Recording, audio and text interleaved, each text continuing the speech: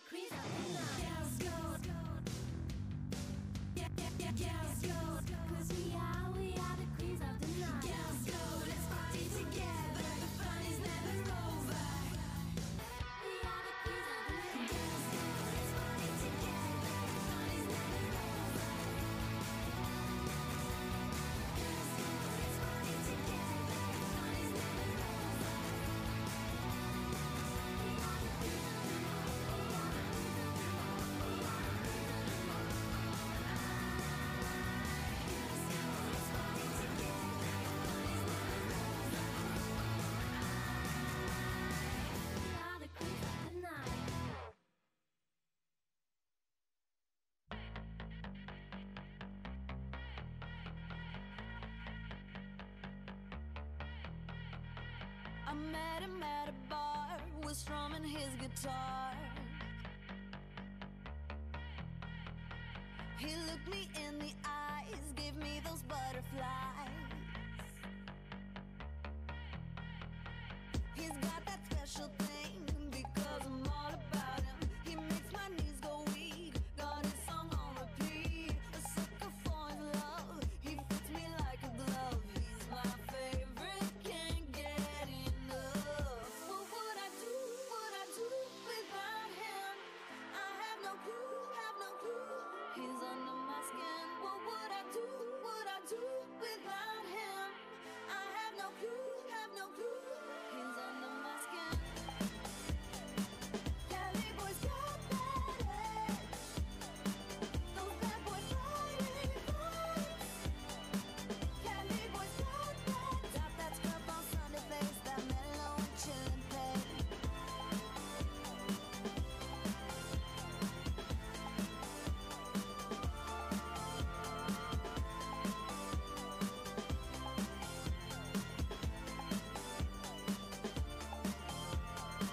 Oh, when we fight, I cry. He's perfect in my eyes. Like a light, yeah. He shines so bright, yeah. He'd never lie to me. He's loyal as can be. When we fight, oh, he makes me cry. He'll never let me go, 'cause I do too much for him. I clean up all his mess, put on his favorite dress. And after 3 whole months, he still gives me that run. He's my favorite, can't get enough. What would I do without him? I have no clue, He's under my skin. What would I do without him? I have no clue, He's under my skin. Cali boys got that edge. Those bad boys fighting fights. Cali boys got that. Drop that scrub on Sunday face, that mellow and chillin' pace.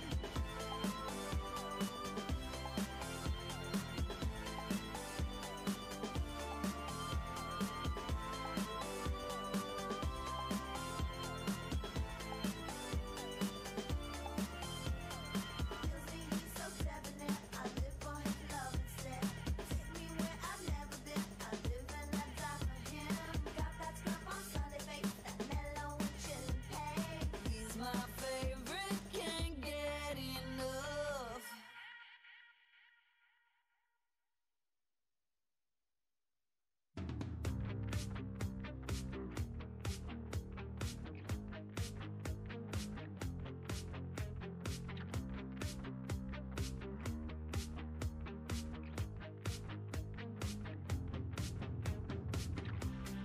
Driving into the lights that guide me towards the city. My heart it skips a beat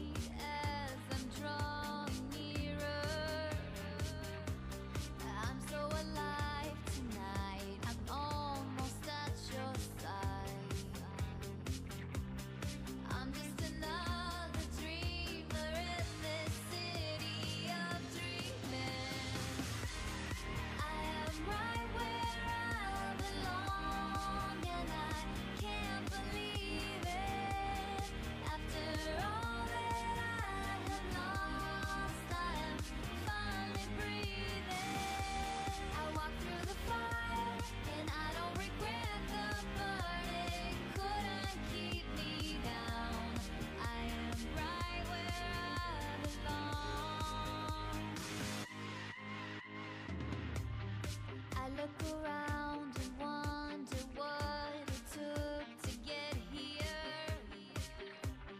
All of the endless nights of traveling alone. Now this is mine to keep and watch it as it grows. I know it's worth it and I won't let go. I won't let go. I am right where I belong and I can't believe it. After all that I have lost, I am finally breathing. I walk through the fire and I don't regret the burning. Couldn't keep me down. I am right where I belong. Never gonna back down, never gonna strike out. I did my time. I'm gonna be the keeper. This is what I came for. I'm gonna take my time. Never gonna back down, never gonna strike out. I did my time. So I'm gonna be the keeper. So I'm gonna be the keeper. So I'm gonna be the keeper. Gonna take my time. I am right where I belong and I can't believe it. After all that I have lost, I am finally breathing. I walk through the fire and I don't regret the burning. Couldn't keep me down. I am right where I belong.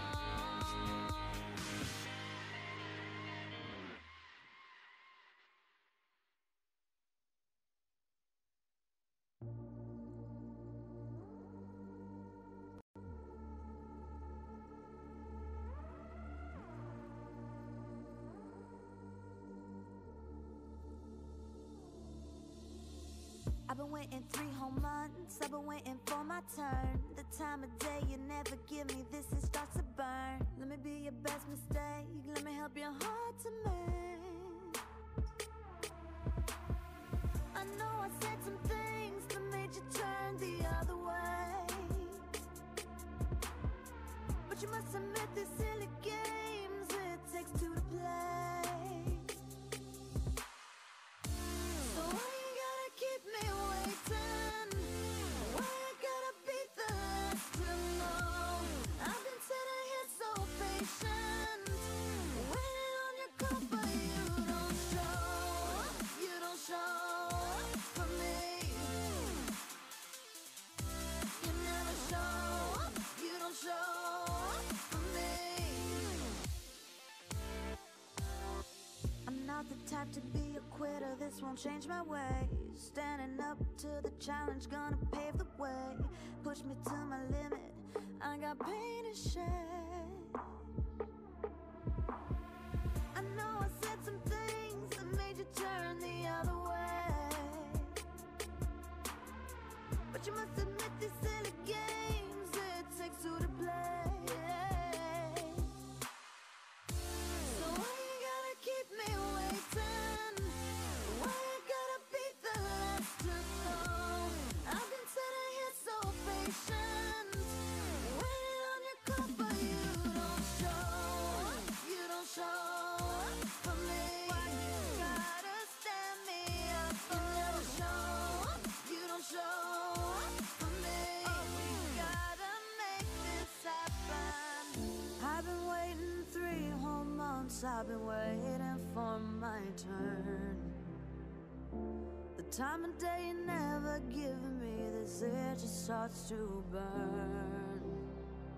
Let me be your best mistake, let me help your heart to mend. Let me fix you like you were never broken. So why you gotta keep me waiting? Why I gotta be the last to know? I've been sitting here so patient, waiting on your call, but you don't show. You don't show for me. Why you gotta stand me up?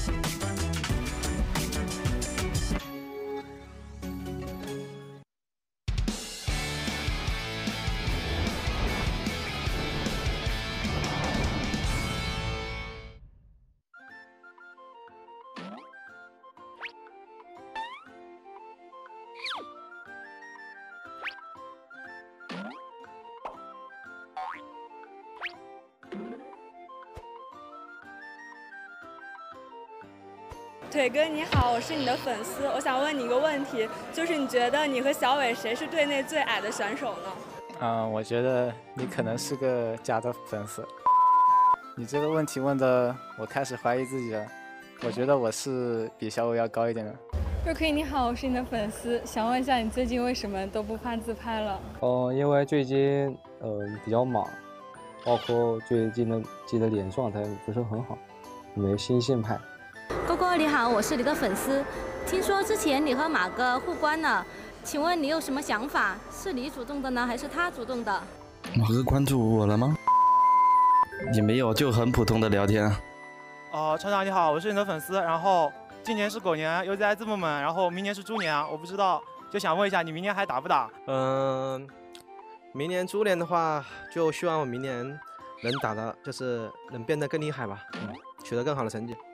马哥你好，我是你的粉丝，你能评价一下 KDA 对于你来说在比赛中的重要性吗 ？KDA 不是很重要吧，我比较看重伤害。森江哥，我是你的粉丝，我想替微博网友问你一个问题：如果以你为中心打造一支队伍的话，让你来选择4个队友，就是不包括现在的队友，你都分别想选择谁呢？就不能选现在的，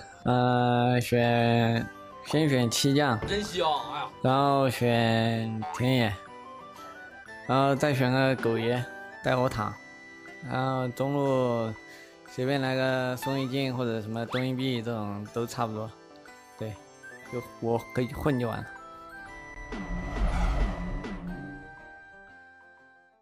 小虎你好，我是你的粉丝，我想问你，你觉得在队里谁最好欺负呢？那如果队员有了伤心难过的事情，你会怎么安慰他呢？这个其实在我们队比较两极化吧，因为像小狗君子这种人，他一般伤心难过也不会跟你讲，然后像小明、琪琪这些就是弱智也基本上不会伤心。那平时最好欺负的是谁呀？对于我来说，只有不好欺负的，没有最好欺负的。刘青松你好，我是你的粉丝，然后想问一下，你在队里对宠的位置被小爱抢了，心里有什么感受？没什么感受吧，感觉他不行。就是说对宠位置还是你的咯？我肯定老大。小胡你好，我是你的粉丝，请问一下，您现在的减肥和锻炼有效果了吗？效果不是太明显吧，但是一直有坚持去运动和打球。那你有什么目标吗？目标就是把肥肉减掉吧。有微博上的网友想问，你们战队最不爱洗澡的是谁呀？骚粉。镇长时间有点小，然后我也不爱洗澡。骚粉你好，我是你的粉丝，我想听你用家乡话唱一首歌给我聽。Nắng ấm xa dần rồi, nắng ấm xa dần rồi, nắng ấm xa dần bỏ lại em và những ước mơ. 我想我的粉丝唱重庆歌给我听。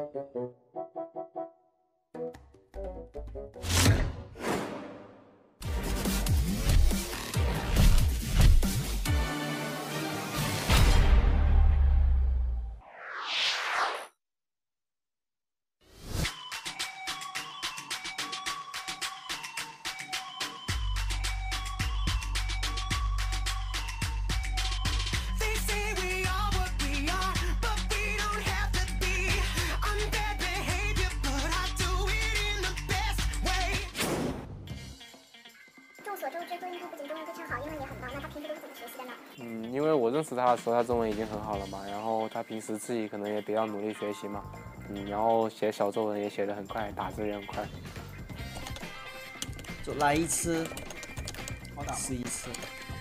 平时会在什么情况下说可惜？你知道含义吗？队友坑了的时候吧，就会说那种含义就是这个不太好说，有点尴尬。用一个词来形容多音笔。可惜。可气，就打排位的时候看，就队友的有点啊，这可以直接说嘛，就打的有点就可气，打的有点差，对吧？这样我就跟队友说，啊，这波可气，可惜。众所周知，多音笔不仅中文非常好，英语也很棒，那他平时都是怎么学习的呢？我刚来到 RW 他就语言就很流畅了，他应该是个很有语言天赋的人吧。用一个词来形容多音笔。逗逼吧。我看完2个人的采访之后，我就选 Mouse 吧。原因也说一下。不告诉我。大家好，我是战马王牌解说员多音逼。大家好，我是战马王牌解说员 Mouse。哎，你为什么选我做你的解说搭档啊？因为你是我的宝贝。我操！行吧。这是什么？我好像有点。我看那边4个人炸我，以为跑不掉了。可以，蒙多的 Mouse 无敌啊！不是，Mouse 的蒙多无敌，Mouse 的蒙多来了。不是，应该是这样，哦，行，你开心就好。看好像走不掉了，然后就想着回去看能不能换一个。你一个人说啊？你别一个人说，我来了，没事。你还在中路。宝贝，我来了，再宝贝。过20秒你再到是吧？宝贝，我来了，宝贝。我好像可以1个打3个。我来了，宝贝。你别抢人头，让我掏个神。不是抢人头，你这不是抢人头。不是。你别杀他，让我拿，我不就超神了吗？可惜。又来了，兄弟，我的宝贝又来了。对面是你的宝贝吧？不是，你是我的宝贝，又来了，我来帮你，宝贝。W 出。你这个细节回头还可以啊。走位，E Q 走。啊，我的人头啊。我拿人头，对面打不动我，我拿。你这把混一下。可惜 ，OK，可惜。这什么？哦，我踢下去了。你侦察兵去侦察一下，你看我走位，我可以躲那个寒冰的大招。你也能躲布隆的大招。可以，真的可以。你看啊，可以，真的可以。你看啊，理想是美好的。可惜卡了，对，电脑卡。我这波卡了，我 TP 下去的时候我这波卡了。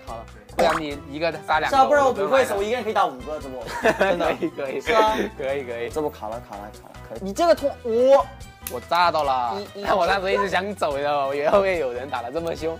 来了，进来了，是人头。我自枪有点666，你看，哎我那个暴击爆的是666，真的吗？真的。再看一下。好。哇！可惜。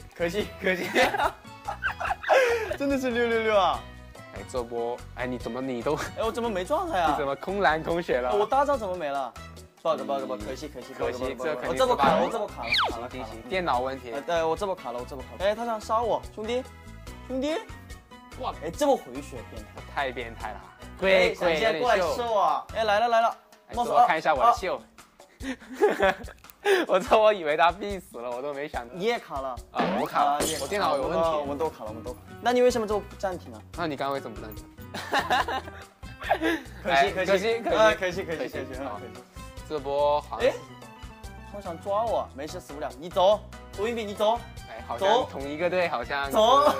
可惜不是American J在追你。你走，我可以走。哎，我可以走。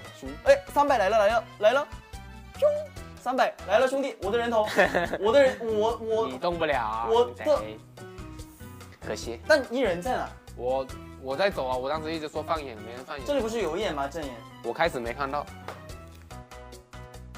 哎，我电脑卡了，我没看到这个真眼 ，bug。是 bug 吗？对 bug。哦。这波必是 bug，不然我肯定早来了。可惜。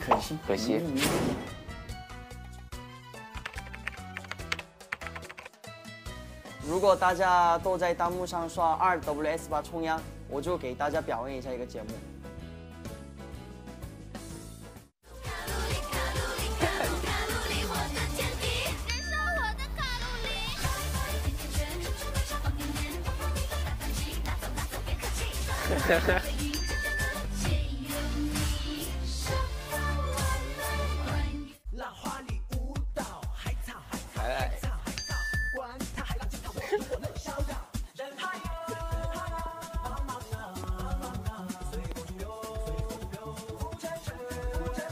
来。来，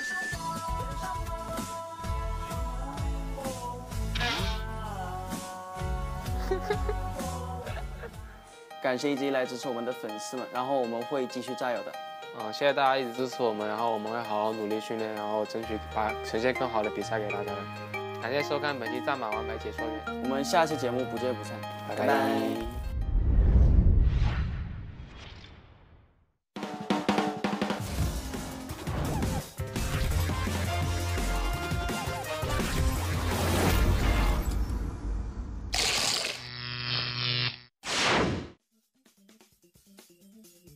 哎，金长，你知道吗？那个，我爱你。啊，知不知道？不想知道。各位选手按顺序去房间。那严金长，干嘛？你是房主，裁判又没说开啊。哎，我重要还是裁判重要？你能进我赛还是裁判能进我赛？什么意思？哦，好像都可以。完了，对不起阿德。哎。来，新达，来，我下路要先等一下。我到麦，可以，牛头，可以打个闪，可以打个闪。你们打牛头。新达没打，新达没打，没有。没事，可以，都可以。我来，慢。快点，来，上皇子，慢点，他没打，走了。哎，可以，我来，谢谢老板。拿，他们没踢，0换5。先打，看到没？哎，他到没？到没？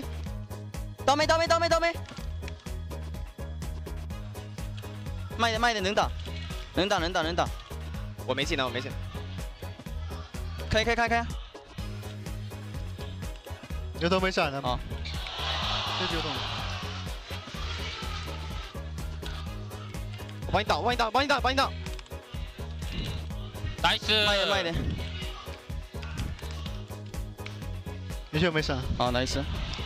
你这个装备还行啊，兄弟，帮我挡技能啊，兄弟。可以，帮我挡技能完美，舒服。OK。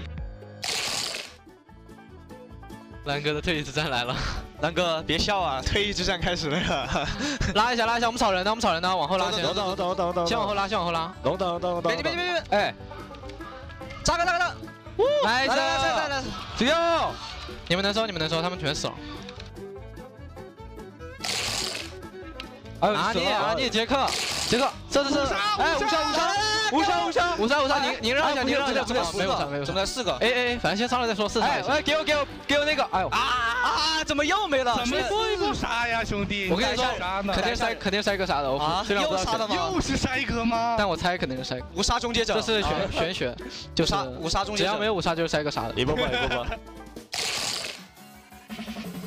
第一期大比赛，校长会不会紧张？非常紧张啊！校长打比赛也会紧张吗？加油！拿个首胜，出道战。我们大概到30分钟以上，他们就很难发挥。哎，那个我们没有伤害啊，我们有伤害有。你这伤害不够啊！高啊，校长。他们全破溃啊！没有，我 Q 一下，然后你借个 W， 我立马把他给你杀了。推上，上来先推推上吧。你们能来吗？这边维尔斯，哇！你别吃我呀，哥！你有闪吗？保安贼保住了饭碗。能开吗？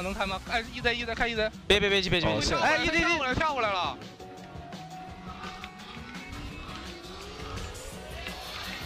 能秒吗？我没 W。你们慢一点，稍等！哎，你们来一声。先走，背下，走。哎，我们好像有机会，我们打看见，我们直接跟他们打，我们打得赢。说实话，就别让他们胖子直接去跟他们打。走吧，下人，走，不好打。好，哇！你，哎，这不行吗？校长来一步，校长发挥，打 W， 哎，一下，来，杀！没事，杀！中了！我看加速，可以绕他们吗？哦，看到。校长开大！一贼！维鲁斯不在，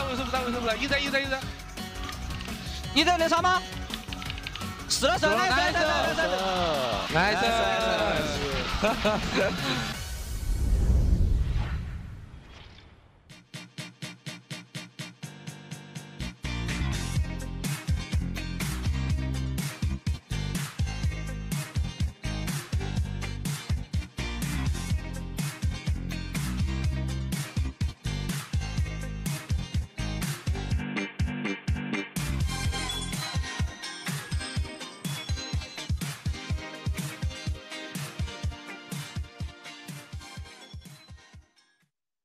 Hello everybody, welcome to episode 8 of Culture Shock. Raz here. I'm in the nation's capital of Beijing, home to the world's finals that was held in the Bird's Nest. And honestly, right here I'm in Wukesong, which was home to the Beijing finals. And also RNG's home venue, as you can see, that's behind me. Now, we've already seen so many cities so far in Culture Shock.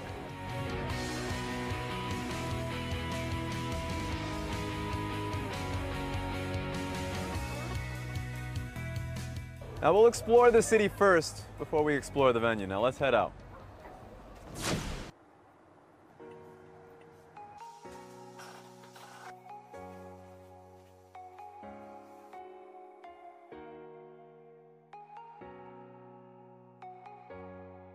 中国的国粹就京剧，就类似于一种唱戏的，他们脸上会戴那个脸谱。咱们因为今天给你打印的都是几个就是偏男性化角色的 ，Which one？ 我要这 ，this one。OK，this one。看起来很难。对，有点难度的。I'm gonna keep trucking. Let's go. The Chinese shamanic masks are widely used in the Chinese opera. The mask patterns give each and every mask their own feel and identity. Different lines showcase depth of different traits and strength of character. And the mask colors indicate the character's personality and specialties such as loyalty, courageousness, fierceness, and wickedness. Red shows intelligence and bravery. As for yellow, tells the audience that the character is cruel. Yellow can also mean evil, hypocritical, ambitious, or sly. Green shows the character is violent, impulsive, and lacks restraint. Blue is also an indication of neutrality. In addition, blue can show stubbornness, astuteness, and fierceness. As for white, white indicates the character is evil and hypocritical. Alright. This was definitely much tougher than I thought it would get me. So, 老师，打分。10分。10分。啊！谢谢，谢谢，谢谢。I got full points. I don't know how, but I don't question it. It looks incredible. Thank you.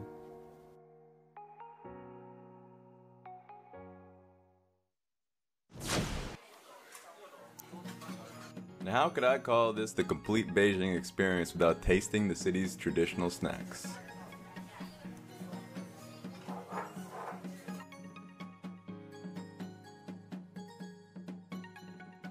Of course, I can't be in Beijing without having its traditional breakfast. So I'm in, of course, this establishment.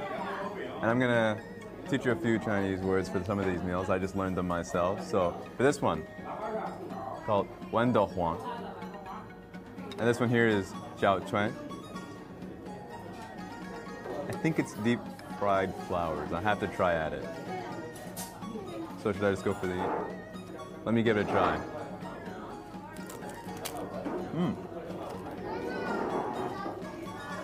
Very crunchy, as you could tell. That's the Chinese call it doujia.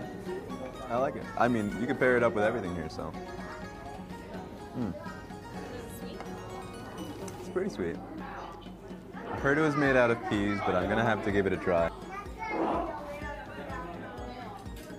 Yep, 100%. It looks like pudding, but definitely tastes like peas. This here is tofu now, which is tofu soup.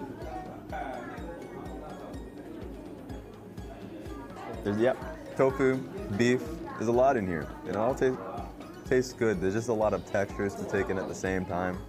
I've had my eyes on this one the entire time. I'm a big fan. So let me try my hand at this one.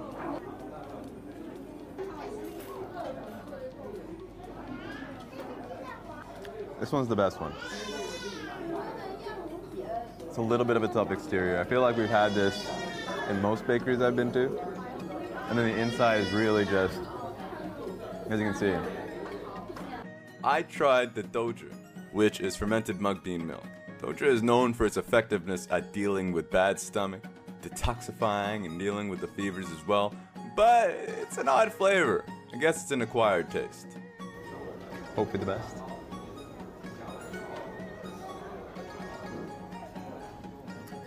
It's very sour. It's an acquired taste. This is definitely the softer of the two. I can have the entire bowl easily. This one, I feel like maybe a cup of it.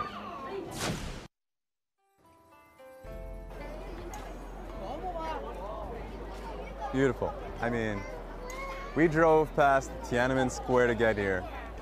Right now we're in the Forbidden City. A massive tourist attraction, as you can see, from the Ming Dynasty to the Qing Dynasty. There's a lot of people, it's packed. It's insane. This is what you get to see when you're in Beijing. Known as the Forbidden City, the Palace Museum dates back to the Ming and Qing dynasties. It has more than 70 palaces, 9,000 rooms, one of the biggest, best preserved ancient wooden structures known to man, and it keeps a load of precious cultural relics. It feels really nice. I remember reading a lot about the Forbidden City, but maybe I guess not enough, because you only really can know as much about it once you're actually in it. Now, I experienced the life around the Forbidden City. However, if you want to come by, you'd need at least a day to walk around this place.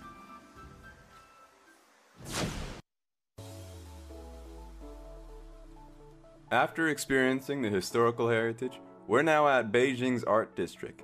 798 Art District's location used to be a state-owned factory. Now, 798 has a lot of eyes drawn to it.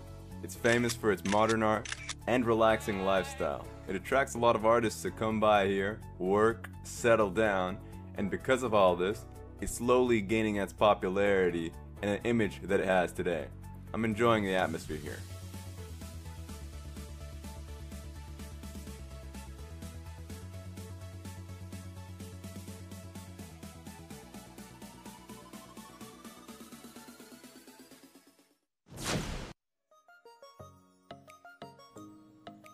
The Beijing Peking duck has a high reputation all around the world. It originated in the northern and southern dynasties about 1,500 years ago. Roasted by fruit wood, the meat is smooth, but not too greasy. The skin is crispy, but it's exquisite. It's honored to be called the dish of the world, and at the same time, there are many ways to eat a roast duck. Now, the first method is simple. You don't need no green onions nor garlic. Just take the crispy duck skin, dip it in sugar, and have at it. The second method is a little bit more difficult. You can get your hands on green onions, cucumbers, sliced carrots, fruits even, put them all into a tortilla-like pancake, wrap it up, and boom, you have magic.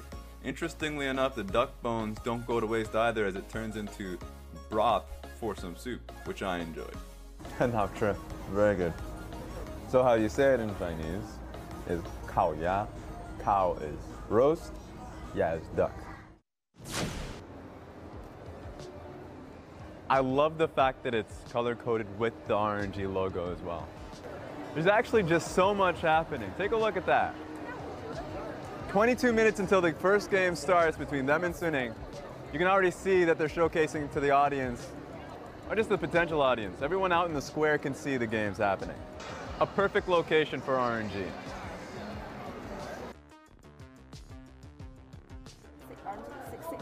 I've seen that one before. Hello guys, this is RNG staff member Queenie. She's gonna show me around the venue, and especially the shop. Abel gets it, everyone on the team. If you're on the roster, you're getting merchandise, no matter what. Now I've heard that the RNG restrooms are a little bit fancy-pantsy. They got something special for us, so let's go take a look. All right. Whoa! They literally have the games playing while you're coming into the washroom, so you don't miss a damn thing.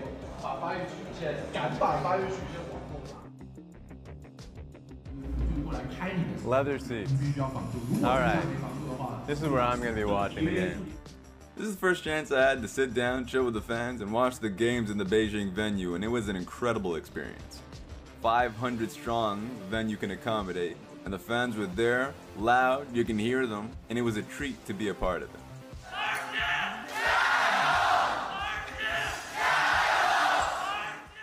We've been through a lot in Beijing. Not only did we have Peking duck, I got to make my own mask, and I got a little bit of help on that one, but that was fun. Went through the art district, And then of course we went to Wukesong to visit the RNG venue. There was so much to do, even going through the Forbidden City, that I feel bad because I want to come back once again to get to see a little bit more. There's so much to do in Beijing. But sadly, this is the end of our trip. Episode 8 of Culture Shock. But tune in, because that's not going to be the last time you see the games out of the RNG venue. Playoffs will be done in that venue. So tune in, and I'll see you there.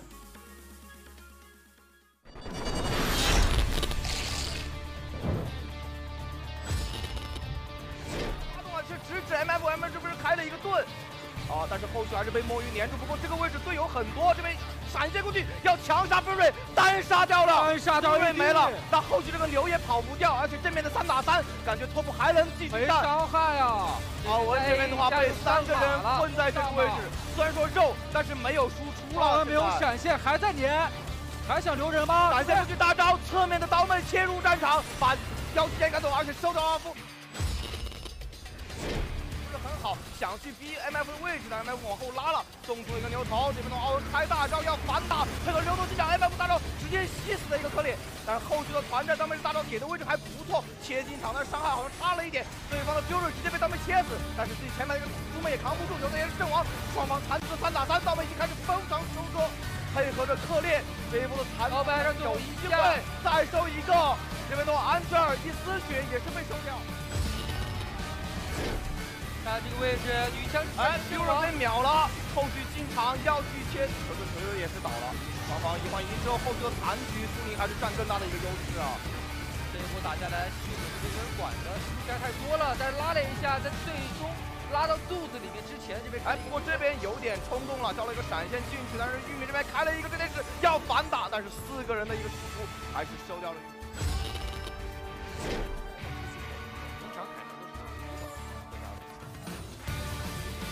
上去直接被晕到原地，要直接想单杀，伤害还是差一点，跟一下普攻应该够了。来对上一个 Q， 玉米这边还有闪的，看一下来了，控住海克还要反打，后面有一个机器支援，海克没闪，这波海克也要死，海克最后一下，来这一波中路对面压过去了再一手，但是这个时候其实刀妹也是没有管上路出现，他在往上翻去套的，这一波感觉苏宁想接来一套，再加最后一下烫应该是够了。 赶走，位置还要留，用这边的话闪现不在手上。哇，这个牛肉要配合着凯兰反打，凯兰这招大招伤害很高，先秒球球，而且刀妹切过来再收妖姬，是 nice 切到前排，逼出了血手跟血势。这边的话召集机长配合流动2点又要杀球球，球球一次血招来的闪现，但是也死了，跑不掉了呀！凯兰机场又一伤直接爆上，3人阵亡。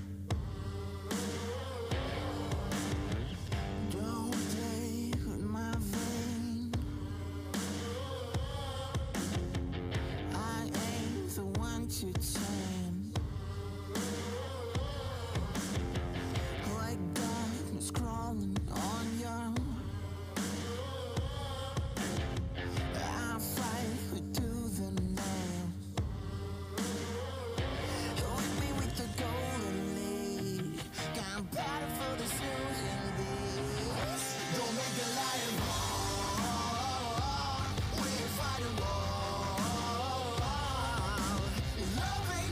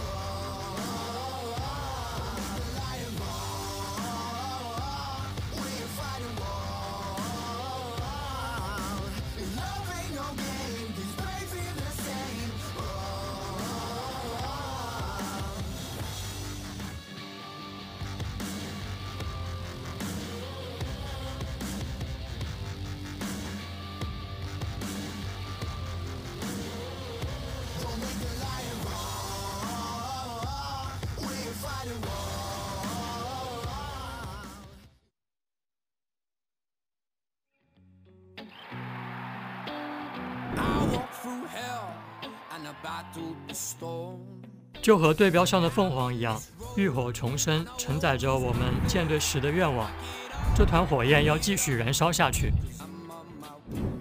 我们不会为遗憾找借口，不管走到哪一步，那就是自己的实力体现。这回我相信苏宁可以一飞冲天。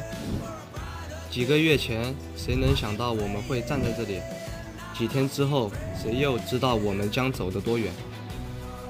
如果我们能杀出重围，请不要诧异，因为那不是奇迹，而是实力。这一次的征程比过去都更加艰难，如果能够突出重围，我们必定将迎来蜕变。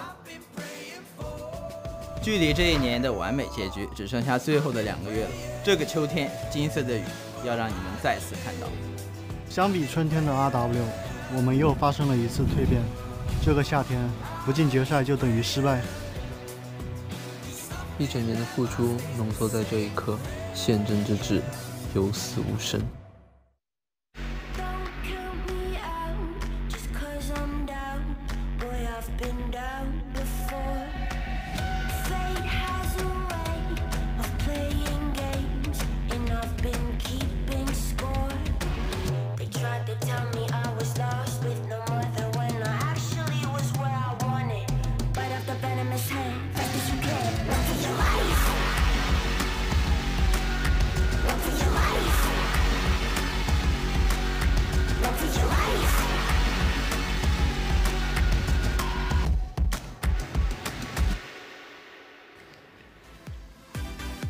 LPL playoffs are coming back at you with Game 2 of our first round. We've gone from 8 teams down to 7, and today we will narrow that down even more to only 6 as we approach quarterfinals, semifinals, and beyond, because in just over a week's time, we will know what teams the LPL will be sending to Worlds.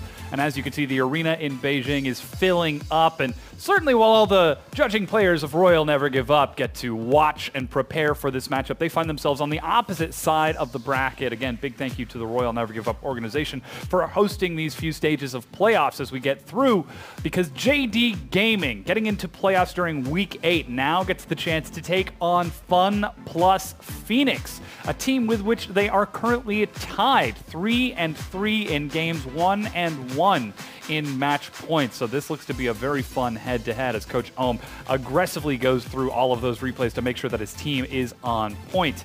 Of course, their opponents, Fun Plus Phoenix, will be trying everything that they can to upset that and take this series, but it will certainly be an uphill battle for them. Welcome, everyone. My name is Dom. Joining me here is Clement and, of course, Brenteraz Mohammed.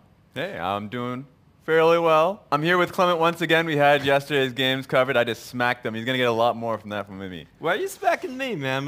This should be a celebration. We got 6 straight days of LPL playoff action, and day 1 was already action-packed. Went all the way to the supposed Game 5. I hope we're going to see even more bloodiness today. Yeah, that is the big hope. Let's take a look at the bracket, though, so we can see how all of the teams shake up and where they fit in these standings as we get closer and closer to that penultimate finals. As you said, yesterday we went to Game 5, but ultimately it was TOP and Korn who advanced, who now gets to play against Royal Never Give Up tomorrow, his former organization. Organization was started it all for him. Remember, side by side with Uzi in the finals event, going up against Samsung, is now going to be going up against him. It's redemption for him because he's had a long road coming back to this stage and performing up to par with the best of them in the LPL. So now going up against RNG tomorrow, that's something you have to watch out for.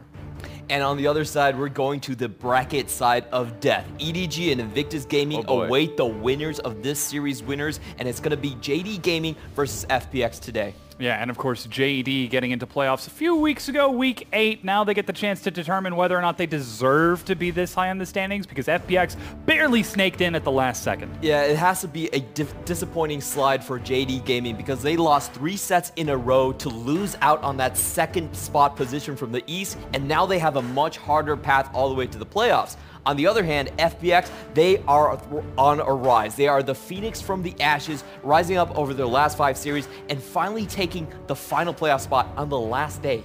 Of course, let's take a look at the points, the championship points that are going to be contingent on this matchup. Snake, of course, has already been eliminated from contention. Only the top 5 teams on this bracket are the ones that we want to look at. Yeah, top 5 because they want to be able to, at the very least, get into the gauntlet run. Now, the 2 teams that are playing here today, JDG and FPX, simply don't have the points necessary to win on circuit points. They need to be able to either run the full playoffs to get to the final, which is a very monumental run if they can do it, or get far enough to find themselves in the gauntlet. And of course, a small caveat is that if people have the same amount of points, the summer points take precedence over the spring points. So sorry Snake, sorry BLG, but you guys really don't have a shot anymore. Yeah, they have been eliminated by this point in time. But let's turn towards teams that have not been eliminated. JD Gaming and Fun Plus Phoenix. Let's start with FPX, the underdogs. This is a team that, this is the first time since they have joined the LPL, they have placed above 5th place in the standings. Since week 1 of Spring Split when they first joined, they've bounced back and forth between 5th and 6th and got close to playoffs in spring, but have only just now, in week 10 of summer, made it into playoffs. But they've gotten pretty damn close. In fact, remember in Spring Split, getting bumped out of the playoffs in the sense that they were tied in the series wins. But when it came down to the points, WE had it better, and that's what slid, how they slid into the playoff bracket. So for FPX, it's all about growth. In the video coming through, Cool mentioning about them being a rise in Phoenix, and the last 3 sets from them, here are the stats from Cool and Alex. These 2 players who are the core of this being a rise in Phoenix, and the last 3 sets from them, here are the stats from Cool and Alex. These 2 players who are the core of this lineup have been honestly the best performers coming into the playoffs here. 2nd in damage percentage, kill participation, 3rd. The opponents they've been going up against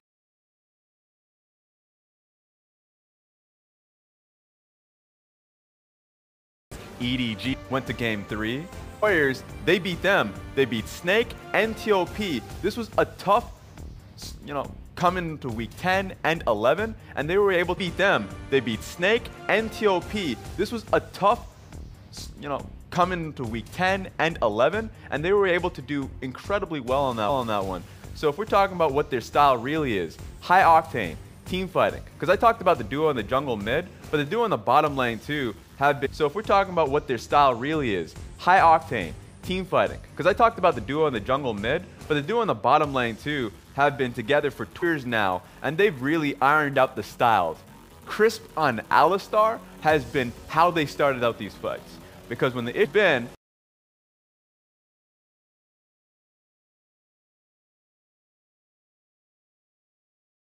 in week 9 that they have not been having a lot of engage points in their compositions. He's like, wait a minute, I've been an Alistar god in Newbie. I've been an Alistar god in Tachisal Gaming in the LSPL. So he just brings it right back, and he's able to start a lot of these fights. And if they've been having problems with that, past 6 games, Gimgoon's just gone on towards Cho'Gath, so the follow-up is there, and I want to see if they can continue that style going into the playoffs. The really important thing you mentioned is recency. I feel like FPX finally woke up at the end of the season and nailed down their style. It's about late-game team fighting, it's about the Kai'Sa, and even though Gimgoon's a great split pusher, they're just putting him on tanks for now, and it's been working great. Yeah, it has in at least a few of their games. Of course, looking at EDG further down in the bracket, probably not too happy about that, but their opponents, JD Gaming. This is a team that that barely got into playoffs in Spring Split, got eliminated right away for 0 points by BLG. And then as early as week 8 in the Summer Split, they locked down playoffs. In week 9, they locked down at least 3rd place. They're coming in relaxed and easy into this set. They're incredibly potent right now, and they're gunning for the top 4 in the LPL so far. Tremendous amounts of growth, but we really have to start from their roots. They are the team to always get the first strike in. They have the LPL Jankos on their team. Their first blood rating, 74%. That's 3 out of 4 games getting that first blood, highest in the LPL, and Clid has been the Jankos, so-called. He has been maining that position. 32 first bloods and almost 30% extra over the number 2 in terms of first blood participation ratings. Now that is not Clid's picture, but that's what he looks like in my heart. Yeah, I don't see a difference at all. Definitely. Also, they're a very cohesive team. They have very low CS numbers across the board, but they have 3 players that have the highest roaming stats out of their positions. So you're looking at Yagao, Zoom, and Loken. They're willing to roam in the laning phase. And the way they think about the laning phase is it's a period of time where they can find players to kill. There's not a lot of difference between the early and mid game for JD Gaming. The last big point is their final carry, Yagao on his Big 4 champions. 75% win rate overall. This split more than any other, they're putting in on carry champions. The Zoe, the LeBlanc, the Yasuo, and the Azir are the big ones. So they're leaving the Galio and the Lulu to the sidelines and just saying we're putting more of our carry baskets in, more of our carry eggs into this basket. Yeah, and he's been tag teaming with Clid. And they've been doing so well in their recent sets, even though their last one going up against RNG has been poor. But the performers have been Yagao and Clid. And so if we're going into the series, going up against Cool and Alex, we want to see them perform. Of course, we'll be keeping our eyes on that mid-jungle matchup as it has been so important. But now it's time to get to the important question. JD, you're coming in as the upper dogs, I guess, if that makes FPX the underdogs. Who's taking the series if JD have a 1-game lead? I have to go with JD Gaming. I feel like though FPX have found their style, it's very late and they only have one style. Well, JD Gaming, they're collective on what they can play based upon Yagao's champion pool. And his champion pool honestly counters Cool quite a lot. So I have to give it to JD Gaming 3-1. And you know what? I agree on the same damn principle. 3-1. It's funny enough because fan expectation coming into this, clearly it's going to be a 3-0. Because JD, they feel like they should be 2nd seed in the Eastern Conference. They feel like they should have been better than RNG, but in the last day, got run over.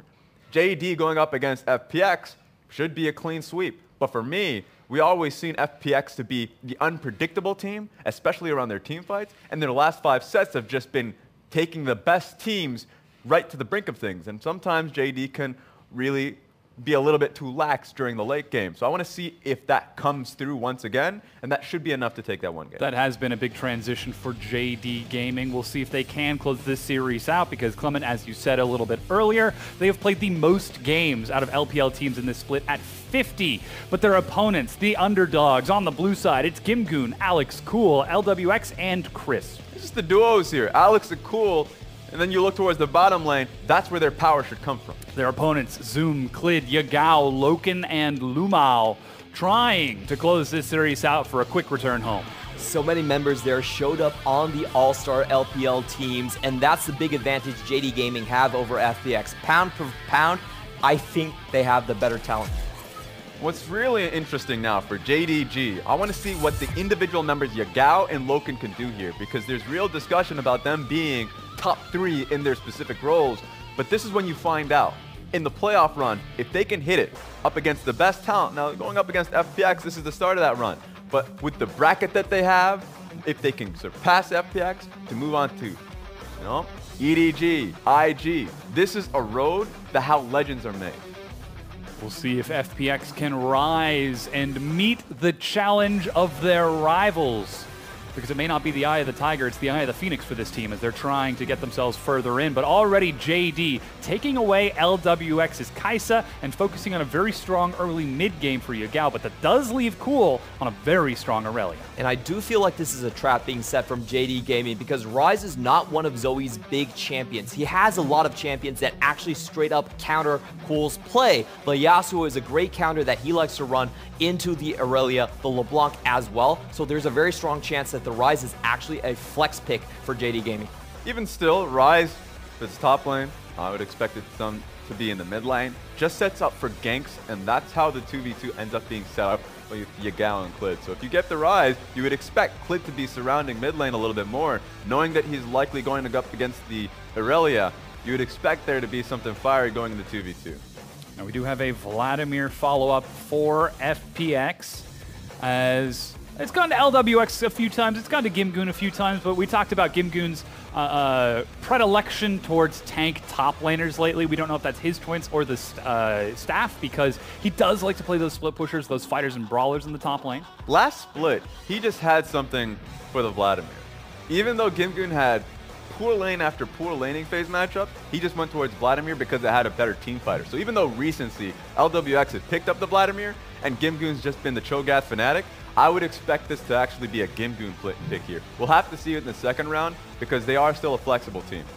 Yeah, Funplex Phoenix, for me, they're going for JD Gaming style. The styles are reversed in this draft. Funplex Phoenix, they have a lot of mobile parts. They can find picks quite easily. They can flank very easily. But for JD Gaming, they're going more for the standard team fight. Braum has been a massive pick on 8.16 with the removal of Tahm Kench, with the weakening of Morgana. So you can really see them setting up for Loken to carry. I want JD to actually go towards the Trundle in the later picks here. Because right now they have a lot of nice CC protection for the Kai'Sa. Braum and Ryze can do that. Adding the Trundle makes it super difficult to get on towards Loken.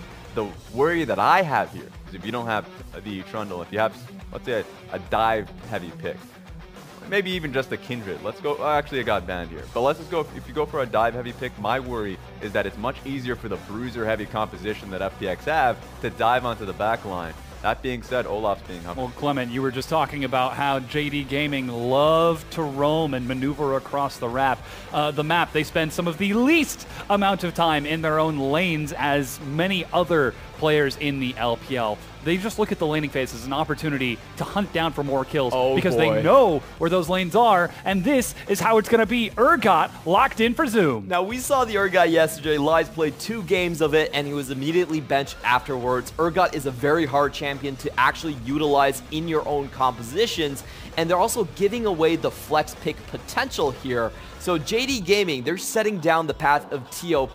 The question is, can they actually make the Urgot lane work? Yeah, important. It feels like JDG and TOP have actually been scrimming, or at least discussing about it, because for Zoom to pick it up, I have more faith for JD to actually run the Urgot, not just because they are a better team objectively, but because Clid is a lot more decisive to work around that top lane. So if you have an Urgot that's doing well within his own lane, great.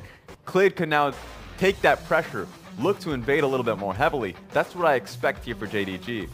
And you also have to look at the pick sequence coming out from JDG. So they already know the Vladimir is in the top lane. They're willing to counter that with the Urgot, but they're holding the jungler for last. Now, this is pretty rare, but it signals that they understand the 2v2 matchup is the most important part. Not necessarily the 1v1 or the solo lanes, but definitely trying to get the Urgot ahead in the 2v2. And that strategy seems to be working out for JD Gaming as they get the Olaf counter pick, as you said, focusing on that mid jungle and top jungle, and how those 2 solo lanes will end up working out, because it was the Sejuani flex from FPX, sending the Gragas down to the bottom lane, not taking it in the jungle to try and provide that surprise factor. But JD, they're not caught off guard.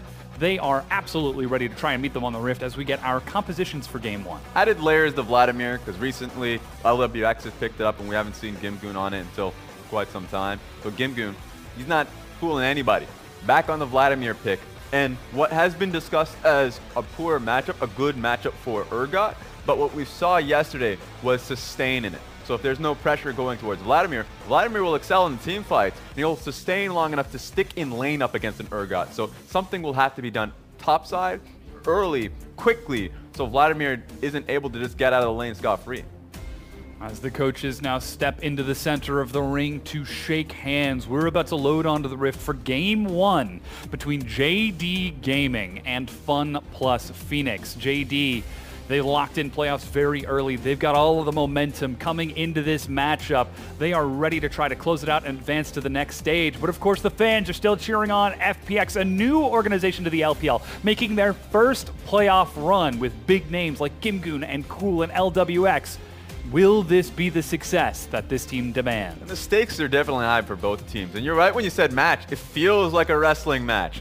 the cages are already there, so the cage is not being lowered, and the fans are watching to see which team comes out ahead. The expectation is in favor of JDG, but you gotta feel like the players here for FPX are ready to go for it. I think Gimgoon on the picks here going forward should be fairly comfortable on the Vladimir, and he's an incredible Vladimir team fighter. And I think this is the place where experience really comes into the equation, because Cool is the old veteran. He's even older than Korn, who went to the World Finals in Season 4. So JD Gaming, without a good performance in Spring Split, I actually question if this comp doesn't work for them. I feel like their mentality could take a very big hit. This is where the veteranship of Cool could make a difference. Now as we load onto the Rift, it's time to find out who is going to start this series off with the Game 1 victory. Who will start off this best of 5 with all of the momentum in this matchup? JD Gaming versus Fun plus Phoenix in our first round of playoffs. One team will advance, the second will be disqualified.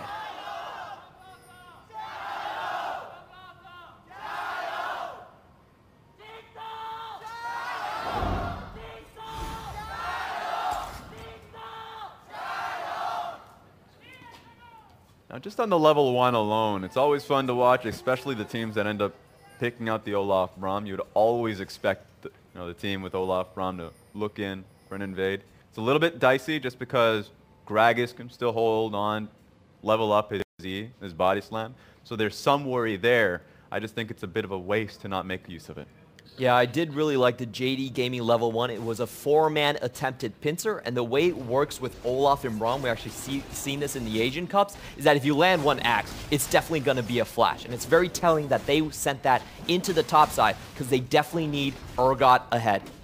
Getting Zoom onto a carry champion is so important. He has been so instrumental to JD's success, and though Gimgoon is on something a little bit more safe with that Vladimir, still going to be a challenge when playing against a player like Zoom, who is even taking the Unsealed Spellbook with Teleport as his base spell. So probably going to be using a lot of those summoner spells in those lanes to try and upset the Vladimir sustain. Yeah, what we saw yesterday for Lies is that he would hover over Exhaust a few times. There'd be Ghost in there. A lot of it is just lane focused. That's what you'd want to see for Zoom. So keeps the Teleport because as a base, wants to hold on for it just in case anything happens bottom side of the map. But just having more lane pressure is the expectation, what he wants. And just look at those stats coming out from Cool. Like you said, he's been definitely popping off in the recent games. Number 2 in damage share, even over LWX's Kai'Sa. And the early game contributions for Cool, I think, is the big thing for me. Because in this slow teamfight type of meta, FPX are relying on their mid and jungle to keep the early and mid game intact. That's something that's very important for this team. Of course, Cool joining the roster. No pun intended, but he was supposed to be the veteran. He was supposed to be the player to cool down this chaotic and aggressive team. But funnily enough, they found the most success when he's popping off, when he is, what was the phrase, Raz? Hot fire? Fire, definitely fire, 100%.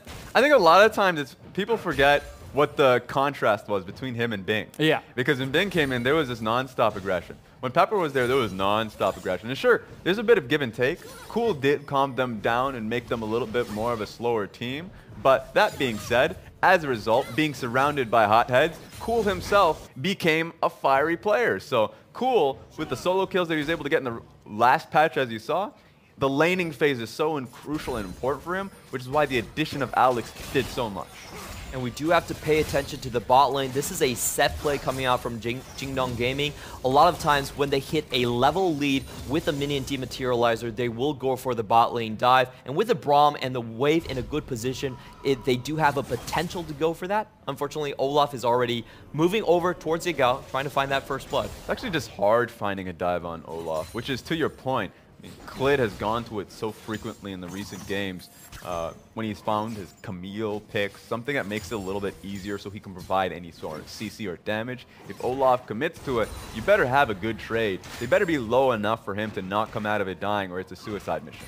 I mean, isn't that always the Olaf conundrum? I'm going in and I hope they die before I do. Especially with the Ragnarok reducing armor and magic resist. But still, not level 6 yet, so he doesn't have to worry about that Ragnarok as he's just farming around. Meanwhile, up top, Zoom still keeping Gimgoon busy, while in the bottom lane, Loken, as expected, taking a CS advantage on this very comfortable Kai'Sa. LWX and Crisp has just been playing it safe, and it's really surprising for Loken and Mao to have this much control of the wave, because they had great wave control. Olaf was in position for a very long time, and LWX, I mean, the pick in the bottom lane, Xayah actually pushes so easily that it's very hard to get the wave control. So they zoned themselves out for quite a bit of time. Yeah, I think that JD Gaming, like you said, are definitely outperforming the bot lane matchup, and I think it mainly comes from Clid's counter pick of Olaf. They definitely expected Clid to be around the Crux. You could see a couple of pings coming in from FPX's bot lane that, hey, wait a minute, this guy's probably around this corner, and they also did leash earlier for their own jungle. So JD Gaming outperforming, but doing it mainly through jungle. Outperforming is a good, I would say it's a smart term for JDG to recognize the strength of their bottom lane and jungle pressure, and they're making use of it. But I'm actually pretty happy for FPX not losing too much. And right now, Alex is level 5.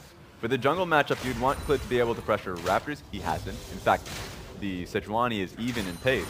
And he's going to get to level 6, and he's going to be able to impact mid lane. It's something we wanted to see Olaf be able to do. So he's been hunting. It's not like he hasn't. Issue, he hasn't been able to find anything. There are plenty of opportunities for Alex to try and upset this matchup. Again, we keep on talking about the mid-jungle setup for these two, but so far, it looks like Clid has been largely ignoring his lanes, except for that set play bottom to invade and maintain pressure for Loken to get a CS advantage. But he's turning to solo the Dragon right now, right under the noses of FPX. It's an Ocean Dragon, he has a smite for it, so he's going to be able to have the sustain. It was a risky one because he didn't know where the Sejuani was, but he had a good guess based off of the pathing that Sejuani took when he first met her in the bottom side, that she was not going to be anywhere nearby. It's just risky going for Ocean Dragon because if one person makes the guess to find you, you have to flash out. And so he took the risk. Clid is a risky player, and he got a lot out of it. Yeah, I felt like it was really smart. He was leveraging the fact that the Scuttle was spawning on the top side, so he knew that Alex, in this matchup where there's a very high chance for him to walk into the Olaf and get counter jungled, was likely going to go for straight the Scuttle in the top side, uses that opportunity, secures an Ocean Drake, and that's actually quite massive for the top lane and the bottom lane as well. That means a lot more wave clear on Loken so he can survive into the late game, and a lot more push for Zoom as well. Constantly being able to use that Q is a big thing in that matchup. It's funny that you mentioned the side lanes, because for me, like, red lights on Yagao on the rise, who wants to sustain out in the mid lane and wants to build up his tier. He's just got a go mission to do it. Doesn't necessarily need the blue buff here. So going back in the base, building up the mana, he's going to be building up his tier actually fairly comfortably now. As expected, this Rise taking some nice safe scaling in the mid game, plenty of wave clear to keep Aurelia locked down, and more importantly, control waves once we get into the later game. Once we start to see Cool starting to split push on that Aurelia, and preventing Cool from interacting in these expected skirmishes, as LWX and Crisp actually cancel their recall and spot Loken and Lumao head back to base. This is a great play for the blue buff. You can see the bot lane moving up as well, at least the support at the very least. And also, if you look at the stats for LWX, his experience and CS differences that he's had in his recent performances have been stellar. So these are just one of the examples of just waiting just to get the small advantages, pushes in the wave so he denies a little bit from Loken. He was in a bad situation beforehand, so it wasn't as if he's ahead of the matchup, but he's just trying to claw himself into being even. So as he's coming back into the lane, you know, he's going to be able to at least support some of the plays that Alex has made. But for me, one of the biggest focuses now, level 6 for Alex. So he has his ultimate. Level 7 for Cool. And Crisp is just ding 6 too. So it's a major go sign for FPX to start a play so they can start looking around mid lane. So despite all of that setup with LWX and Crisp spotting the recall, setting up wards from Alex after the Dragon, Cool pushing up in the mid lane, Yagao still walks over and takes the blue buff with pressure from Clid. JD seemed completely unfazed by FPX lunging out and finding vision, and now they're the ones who take over and take the first invade post level 6. They're just doing this because, you know, top side's getting pushed in, so Zoom had the pressure. They know they have the numbers, but Cool's coming in. FPX definitely lost a lot of momentum on that first play where they did not commit towards the blue buff. I believe they would have been able to take it away and get away scot-free, especially with the Gragas on the side. But them spending time, not getting a reward for it, JD Gaming come in with a great punish. Yeah, it just depends on what their calls are. And funny enough, you already see their true colors of being individuals in this instance, because it was the extra time LWX and Chris stayed in lane for, gank coming through. Ooh, excellent stun from Cool onto Clid, but he's still thinking about the dive. There's lands the undertow, flash is ready, and a great Vanguard's Edge prevents any chase from Clid. But that's flash burned by Cool. They're trying to force Cool to base here, even using Ragnarok to make it happen, but Alex comes in at a great time, so Cool doesn't lose the minions here. So I actually think that's great for Cool. Sure, he blows his own flash, but now coming out of it is going to expend a lot of pressure for Clid for the next minute.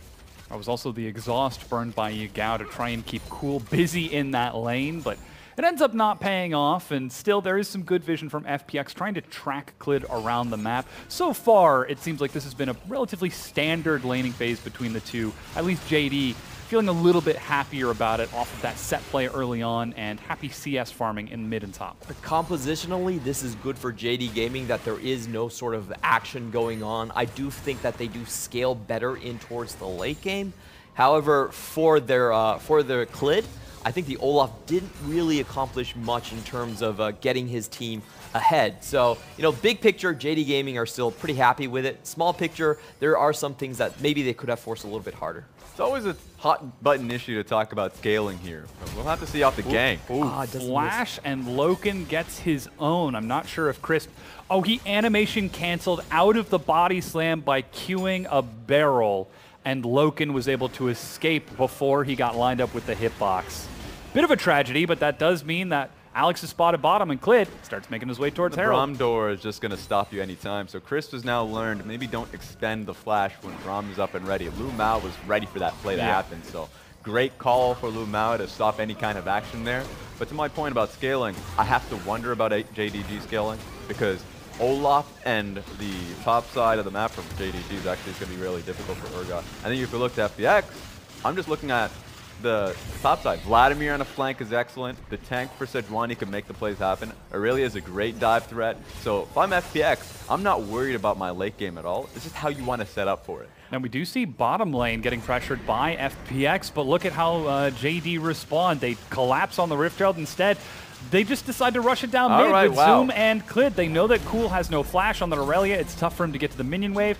First brick goes down. The gold split amongst Yagao and Clid. And both of these plays were coming from JD Gaming, really punishing the inaction from FPX in the bot side. They made plays, but they couldn't execute on them. They didn't make those plays work. So JD Gaming are able to capitalize on the top side. The blue buff, the Herald, 2 plays in a row. I really like this from JD Gaming. They're actually willing to take a step back and be the equalizer on the map, rather than just forcing things when they see the action happen, which is usually what JD Gaming likes. And Clement, you should be happy about this. That's an Urgot advantage actually being put to use. The early Rift Herald, because he had to shove in. And wait a minute. Uh-oh, Alex forced a flash. That's a good slam over the wall. Zoom, though, misses the Fear Beyond Death. Not that it would kill, but hey, it's better to send a message. Like, Alex is doing so much on the top side. He's trying to. The issue is that Urgot just has so much damn pressure here. Early Rift Herald being taken equals the mid lane pressure, and Cool is feeling it. That's the Realm Warp. Remember, there's no more flash for Cool. Again, the Vanguard's Edge. Clid taking the hits, and Cool still finds first blood on the outplay. And that was just purely from the damage coming out. He was already in Ragnarok. No stuns could land on him, but they still get the kill anyway. Takes too many tower shots. Chases it up. That's the Rune Prison. Tries to deny some damage, but no flash from Yagao. He tries to go sideways, but here comes Crisp. And Cool is going to try to act as human bait so that Yagao tries to continue walking it in, but caught by another slow. Crisp gets a barrel. He's still going almost to the blast cone, but a cask knocks him back, and Crisp finds his own. And that's the Cool veteranship coming out of him. He is so excellent under pressure, and so for him, being run down mid lane by the jungler, and there was just already being pressure on the top side of the map, so Alex was not going to be there to join him. This was the starting point of it. So just take a look at Cool here. He understands his primary target is going to be Olaf. He mitigates a lot of the damage initially and just follows through on the turret shot. So the fans are definitely hyped up about it, and there's good reason for it. The flash blade surge chase, and then an easy rundown from 3 members to collapse. You can see the fan votes on the side of your screen highlighting each of our player portraits. Yes, that is Diamond for Cool. Already 14 minutes in, the fan votes have sent him right to the top of the popularity standings. Still, though, he's got a lot of ways to go if he wants to close out this match, because despite that first blood, despite that second kill, it's still 400 gold. Loken chases it up as he collapses top. Gimgoon gonna be slowed. There's the Fear Beyond Death just over the wall. No, Gimgoon walks it off. So close every time, and it's JD making the best use out of the Urgot pit once again. So they're just trying to make traps here. Gimgoon never feels at ease. It's a good difference between today and yesterday. Yesterday, Vladimir's coasting on that island for free, sustaining up, never under threat of a dive. This time around, Gimgoon has had to have repeated bases. Now, we did see the rotation from JD as they tried to rush top and find a kill, but the damage that LWX and Crisp did with some help from Alex earlier pays off. They get the turret first and have a slight tempo advantage in this, though it's JD who are the ones who take the step. In addition to that, Logan went for the Guinsoo's Rage Blade instead of Stormrazor's first, which is a bit of an interesting choice. Not that we haven't seen AP Kai'Sa, but his effective damage in these fights are going to be slightly lower comparatively to LWX. Yeah, he's definitely looking at the possibility of a lot of frontline threats just running at him. So in that sense, the AP build with maybe the Runaan's Hurricane, you can get a lot of plasma stacks off. I do want to note about the Urgot thing you were saying. JDG's composition, they're so built to follow up on the Urgot. They have the Realm Warp and they have Loken flying in with Killer Instincts, so whenever the Urgot steps forward and plays aggressive, it puts doubt onto FPX's side, unlike what we saw from TOP, where the Urgot most of the time did not want to venture out of River. And so they just have great frontline damage, as in they can deal with the tanks coming through. The Gragas is going to have difficulty. Same with the Sejuani, going up against the Shred that the Urgot's going to have, and the AP build Loken has. They saw him over the wall, but they still decided to take the fight another Vanguard's Edge, and they chase it down, finding the kill. A good Glacial Fissure and the knock-up as LWX finds one. As 5, FPX stack and find themselves another 2 kills. They're going to find a large reward for this. This is a cannon wave on a tower that they should be able to get, and they have tanks ready for. I don't know if JD even wants to be anywhere nearby. This is diveable. Loken is backing away from the wave. That's a Realm Warp to get Yagao into range, but already the next wave crashes in. With a good aggro juggle, LWX is able to finish the turret off, and now it's 2 turrets to 2. And with those kills, FPX find themselves with an advantage. And that's just the extra mobility from FPX's composition. They're just grouping up faster, and you can see JD Gaming were forced to clear out all the wards that Crisp has put around this mid lane. They're playing around cool now. They have wards on both sides of the jungle, and even though JD Clid did spot out some of the members here, he still took a step a little bit too much forward, and look on the map right now, it's a 1-3-1 situation for JD Gaming. Clear 5-man dive. That's a sad reality of an Olaf. You're a snowballing champion one way or another. So I thought that Clid had been making proper decisions on the top side around vision control and challenging for camps. But he's really getting punished in just these raw team fights. He's challenging for the ward, as you saw there. FPX are ready for that fight. Yeah, JD looking a bit reckless as they try to stack bottom lane. They step forward and set up plenty of vision, but FPX are able to defend and rotate safely under the turret. A good Proto Belt to clear out the wave, but Loken walks up. And unless there are going to be some ultimates to break it down, this turret falls. There is no Sejuani ultimate, so that's the big reason why JD Gaming are willing to step up. Also the fact that LWX is top lane. So not only just the fact that they didn't have the engage potential out of Alex if they wanted to outplay, but once again LWX is doing his a double lift impression. Top side of the map when his team is nowhere near him. So sure, he gets a lot of gold personally that he can put in his own bank account, but as a team they lose out in the bottom side pressure. Overall, that trade should be favorable towards FPX. They do get the better experience out of the entire ordeal. JD Gaming did a 5-man stack into the bot lane, so I would actually give a small advantage towards FPX in that trade. So let's take stock of where the game is right now, because we're getting closer to that 20-minute mark. We're starting to see, now that we're transitioning out of this landing phase, all of the outer turrets are gone. Are we still looking to Alex and Clid to set this up, or are we expecting the expected 1-3-1s from both teams to be what really determines what happens in the next few minutes? It'll be really hard for Clid, not only because he was squishy to begin with, he's 0-2-0, so the problem is he's just a target to run at.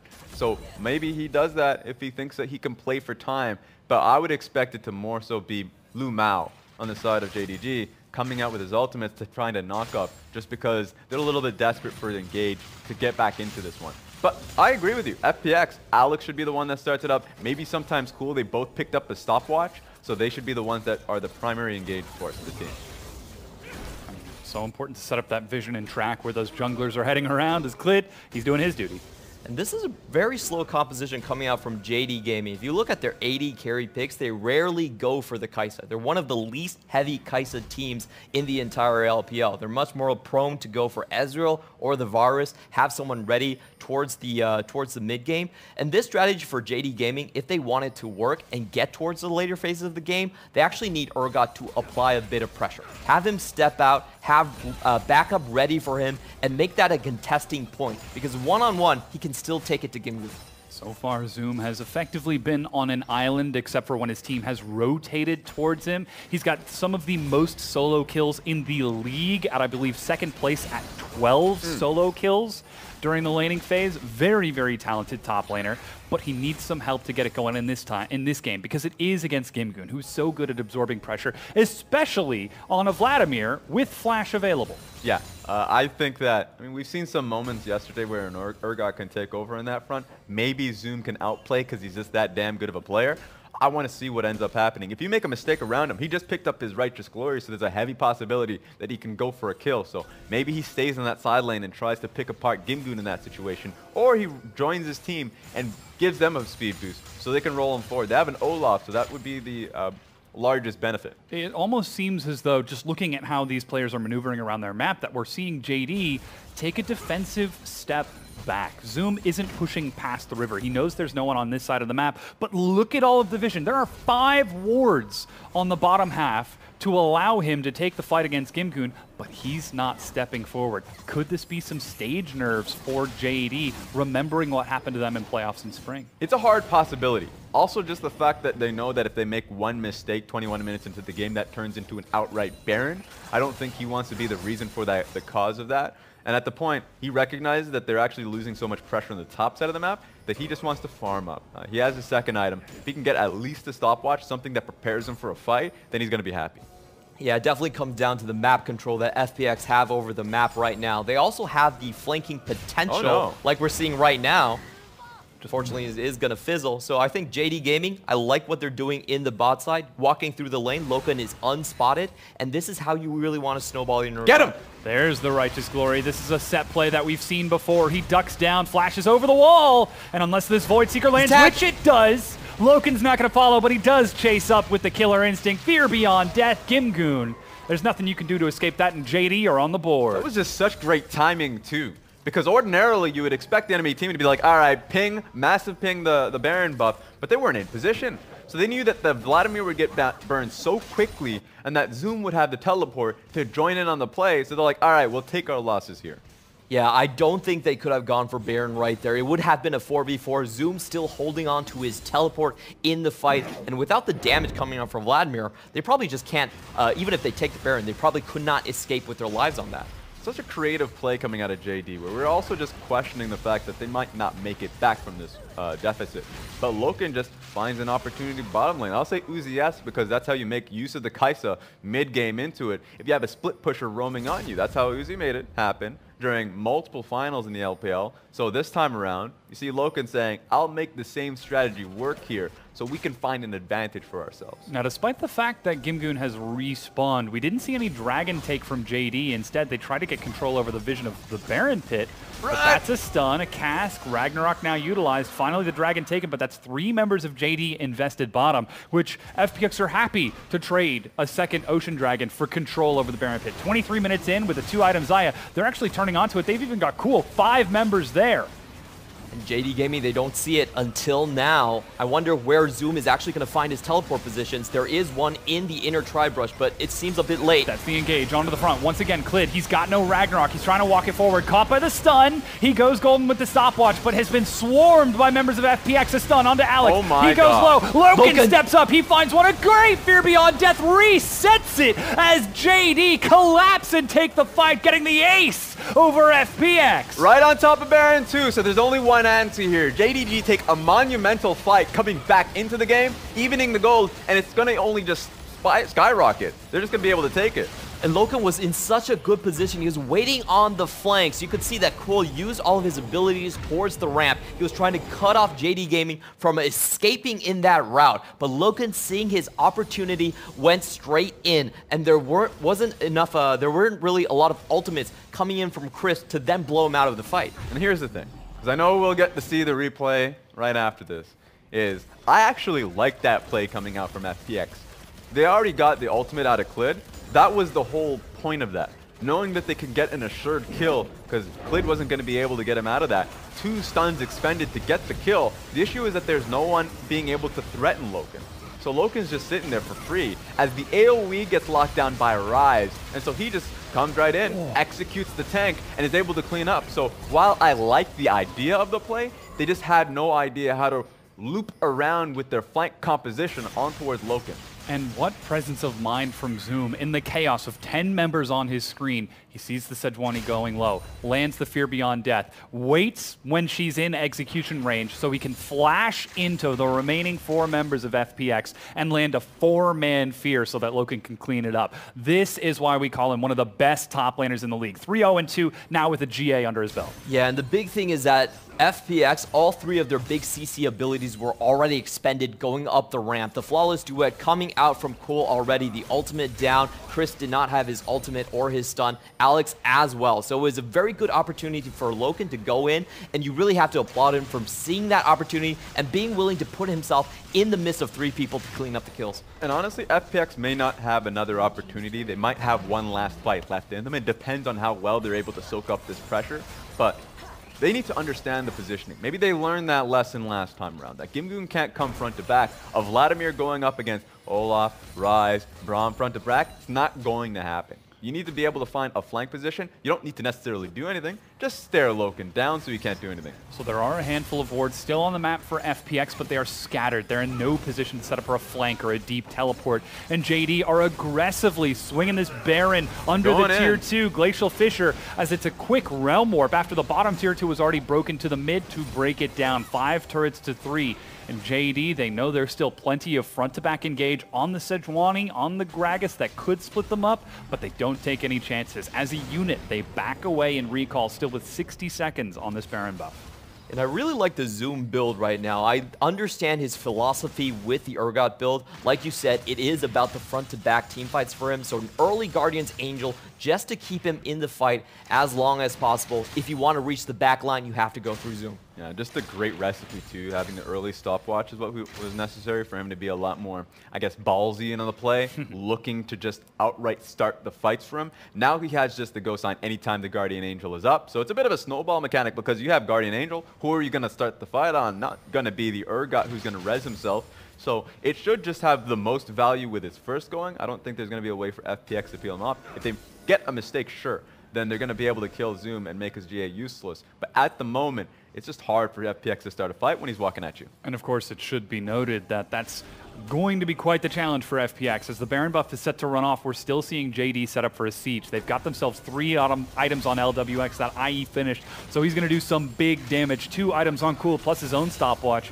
You said FPX might have 1 more team fight left in them. Well, they've got some pretty big item buys to set them up for it. Another 2 items from Gimgoon and JD. They see those items, they press tab, and they're like, maybe we shouldn't siege without the Baron. Yeah, and you know what? I'm going to be starting to take a step back on that because while I said that as long as they can play it safely, they have a very easy way to do just that. LWX has a lot of wave clear here just based off of his feathers alone, and he has 3 items for himself. So your point about just the items that they've picked up here, LWX is going to buy them a lot of time. And Cool having Steric's Gauge just means that if you fight into me, I have a lot of ways to just be able to dip and dive in these team fights. Yeah, the main damage source from JD Gaming is definitely still coming from Loken, and he is behind in terms of his build. Did go for the safer Quicksilver Sash. So JD Gaming is likely going to wait out that difference. Oh, but it's a trap. Cool gets caught split pushing. That's actually going to be the Righteous Glory as Cool tries to walk it up in the Realm Warp in order to escape. Is that JD Gaming? Look at this vision that they've got set across the map right now on your mini-map. 4 members of FPX were rushing to Cool's aid to collapse and defend him. JD, hear the call to back away. And despite 3 members collapsing on a target, they turn and run. Yeah, I was so surprised about that. I was ready for the JD Gaming mid-game fiasco because they're a team where they have a lead at 20 minutes. minutes, they actually have one of the worst win rates possible. And a lot of times it is the over-aggression. They fixed their Baron issues, they haven't fixed their addiction to aggression. But that play right there shows me that JD Gaming are ready for playoffs. Honestly, if it was a mage that they were going up against, they probably would have still went for the play. It was just an Aurelia with a Hysteric Gauge and Stopwatch, because there's just so much time to bully through an Aurelia HP pool that they should have recognized, and in the end they did, that this is going to take way too long, and the rest of the team is going to be able to come out and help her. And this is such an important lesson for JD Gaming to learn. I think you said it best. This is a team that is addicted to aggression. They love to fight you in the mid game, skirmishing over Barons, skirmishing over Dragons, but they know they have to wait for Loken to be there. He's got that third item completed with the Rabadons now. Yagao is working on his own fourth item, looking for a Void Staff next. As a Spectre's Cowl has been picked up for Zoom, now they've got some big items. Now they're moving up and ready to fight. Round 2 might be on the docket here for JD. Just want to see what we get here, because round 2, I mean, we laid out what it would look like, but FPX don't want any part of it. At this point, yeah. It's like okay, it's like a boxer that doesn't want to sign on the dotted line, so what do you even do? It's fight us when we're strong, but not when you're strong. Yeah. And now that the tables have turned, FPX are trying to back away and go for that fourth item spike, though Cool tagged by that Void Seeker. Baron's up in 30 seconds. If they didn't want to fight, well, the clock is ticking down and sand is running out. LWX is actually going to a straight glass cannon build, so you don't usually see 80 carries go straight for like 100% crit, right, on the fourth item. You see a little bit more of a defensive build, maybe a Guardian Angel, but he's got his second Zeal item.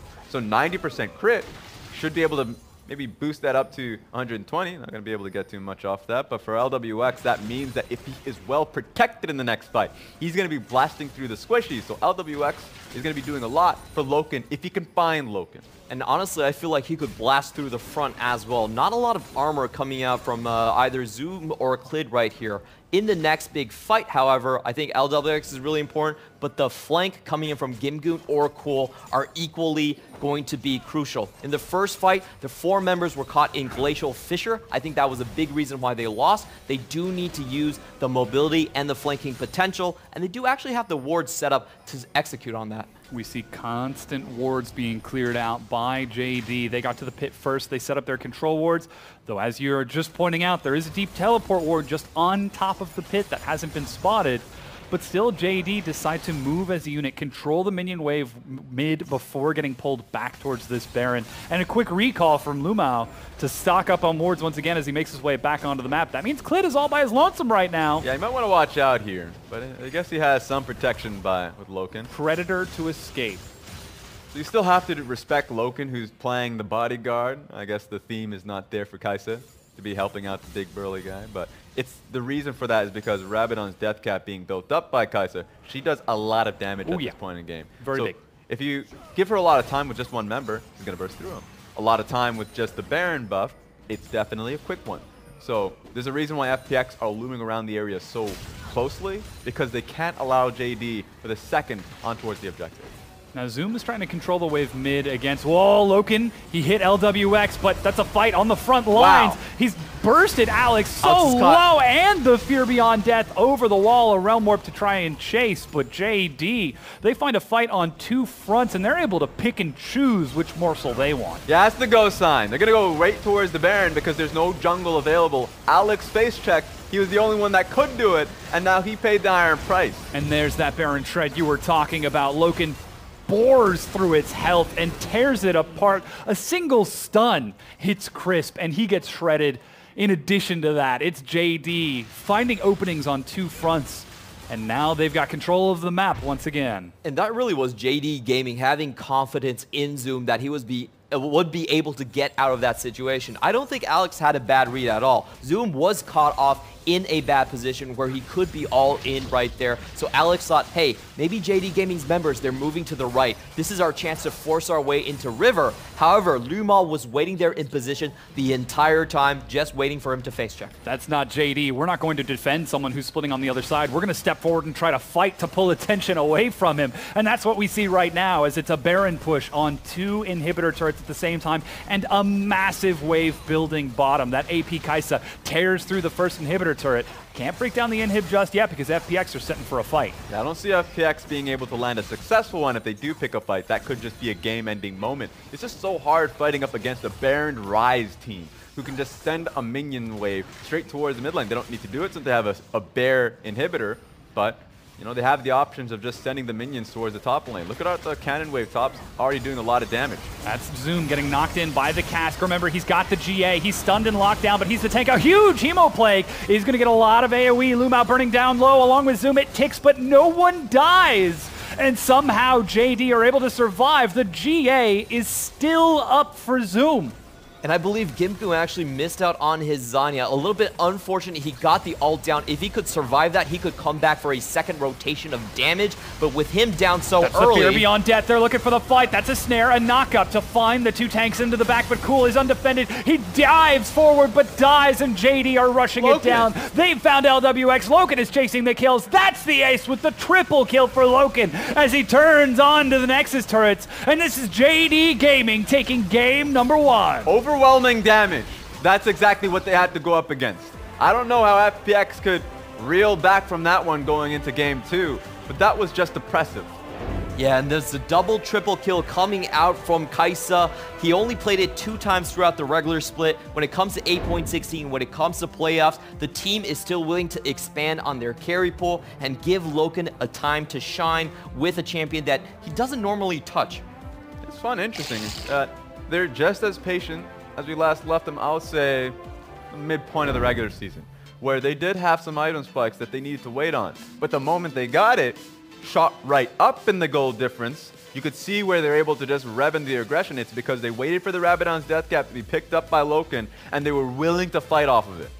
Such a huge setup from JD Gaming and such measured patience from them to play towards their windows of power. This is something that JD have done historically towards in the past, but their windows of weakness have been their huge crushes. In this game, they have identified those windows and completely shut them out, stalling FPX in this 35-minute victory. There's so many times that they actually pulled back when an aggressive play presented themselves. So that is tremendous growth from JD Gaming. The big reason why we favor JD Gaming so heavily is because of their flexibility. This was an off build for JD Gaming. It's not what they normally play, but even when it goes to those late games, into those big scaling team fights, they're able to outperform FPX on something different. And that's the big strength. They have so many weapons to take down FPX, while FPX are still struggling with maybe 1 or 2.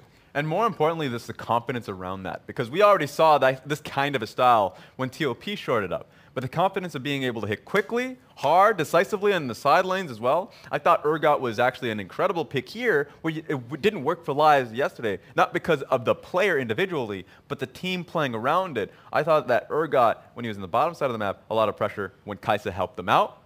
And then I thought there was a lot of plays happening around the Urgot when he's on the top side of the map to either get for a Rift Herald, a blue buff, or just a fight around his own engage. And this might be where we see some of the stylistic differences between both JD and FPX, because the way that this happens is through clear communication. Every single member on the team needs to be on the exact same page at the exact same time. And we said so much about FPX. This is what looks like a collection of players, whereas JD, this is a team.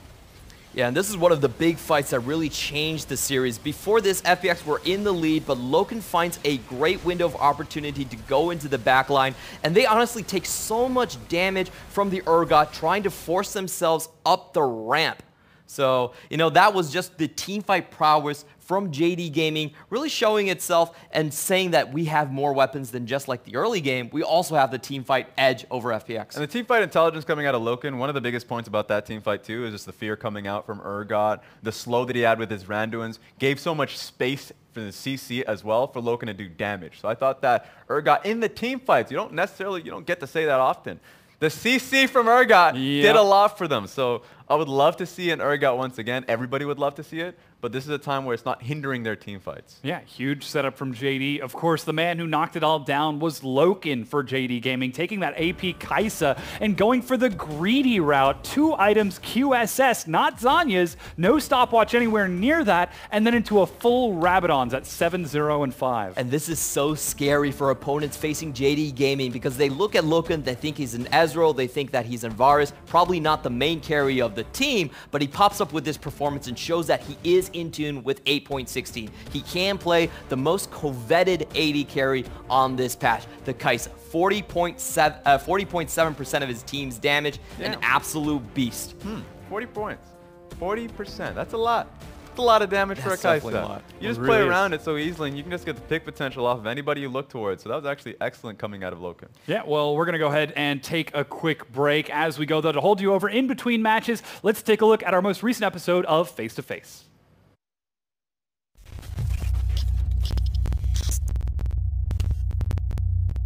Hello everyone, welcome to episode 6 of Face to Face. We're currently sitting in the Jingdong Gym, and with me is their top laner Zoom. 大家好，我是 JDG 的上单Zoom。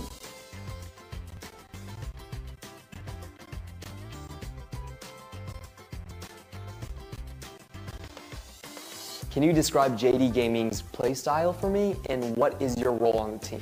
京东就是一个比较擅长于打架，然后中期后期的运营也做得比较不错的队伍。然后我在队伍中一般是承受伤害，然后给控制的位置吧。How come every team in the LPL is a fighting team? You guys are the only LPL team to have never lost to RNG in a BO3. Can you explain to me how come you guys seem to have RNG's number? 说克制的话，应该也谈不上。感觉我们每次打 RNG 的时候，我们状态都特别好，然后也是运气比较好吧。然后我每次上路对线莱特密的时候，因为他也是一个比较团队的上单，所以每次我们对起线来都是发育吧。然后我选的英雄也是偏后期的，然后我发育起来就比较好赢。What is your most satisfying play so far? 我觉得是打 W 的时候，然后我玩诺手在中路那波，就是我们队友先倒了2个，然后我一个人拿下4杀的那个，就是神王诺手一刀一个的那一波。被拉到了波，搞得有点危险，直接交闪了，但是莫看啊，这里没有牵到他，正面可莉的也很危险，暴露在人堆当中，佩克先死了，后续直接拼起来了呀，这拼起来了，哇，这边是这波还剩2个，可能说吞币这里被粘住了。Q 技能炫一下，又杀一个，4杀了。I remember that one. All the dunks one after another. That was beautiful. What are the origins of your ID? 之前我跟我哥说我要打职业嘛，然后我哥就说，如果你以后打职业就用我给你取的 ID， 然后就是 Zoom。What does the word Zoom mean to you? 感觉 Zoom 这个词就是那种急速、快速，就那种比较正能量的意思。In a lot of your teammate interviews, they refer to you as the big brother. Do you feel that way about yourself? 我觉得可能是因为我个头比较大，所以他们都叫我大哥吧。但是实际上我还是一个没长大的小孩子。You and Yagao are basically doppelgangers. Can you tell us about the relationship between you two? 私底下就是队友兼室友吧，然后也是相处的比较多。就说是双胞胎这件事，我是绝对不认同的。我是感觉一点都不像，可能是因为镜头比较拉得比较远，所以都比较脸比较圆一点，然后觉得比较像吧。Do you know the story about the white bun and the black bun? 知道，但可能也就是脸比较圆，然后我比较白，他比较黑一点，然后看起来就像是黑豹子和白豹子。They're all good buns. Are there any memes regarding yourself that you kind of like? 就我也是比较喜欢咖啡色的，因为我感觉挺可爱，非常可爱。What's your favorite meme regarding another JD Gaming member? 那个是我们之前就刚来的时候，然后就可莉的就读牙膏的 ID 的时候发音不是很准，然后就读得像牙狗，所以我们以后我们都这么叫他。Do you still call him that? 对啊，一直就这样叫他，因为刚开始不知道嘛。其实现在可莉的已经能分得清牙膏和牙狗了，但是他现在也索性不叫牙膏了，也直接叫他牙狗了的。No wonder Rivington still called him Yago on the Penta.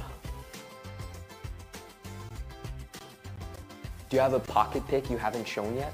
肯定是亚索吧，因为我在打职业之前其实就是玩中路的，然后玩亚索是玩的最多的，然后就其实一直都在练，然后就比赛的时候还没有机会拿出来。Why doesn't the team let you play it? Yagao gets to play it. 上单亚索比较毒牛一点吧，感觉。Who in the LPL has the best Yasuo? Rookie 吧，感觉玩的挺好的。 If we're only talking about the top lane though, who would it be? 那应该圣枪哥的厉害一点吧，因为我上次看精彩集锦里面看到了，虽然 EQ 闪空了，但是骑的还是挺秀的。How does Flandre's Yasuo compare to yours? 那肯定是我的比较厉害点，那至少我 EQ 闪不会空吧。I like that confidence. On Weibo, one of your fans says you look incredibly handsome after you've lost all this weight. Why have you decided to go on a diet? 就因为我也觉得我瘦下来应该会比较帅，然后就比较努力在减肥。我们 JDG 是千金战队嘛，然后我的队友都在长胖，所以我只能减肥来维持这个千金战队。You guys are a heavyweight team. In one of our Weibo questions, if you were marooned on an island, which teammate would you pick to be there with you? 我的话应该会选 Loken 吧，因为荒岛上面肯定吃的比较少吧，然后 Loken 吃的比较少，然后我可以多吃一点。Is there a player that you get excited about facing? 我感觉应该是惹夏吧，因为惹夏真的是一名非常强的选手，所以我跟他对线的时候，我也会就比较紧张一点，然后也比较兴奋一点。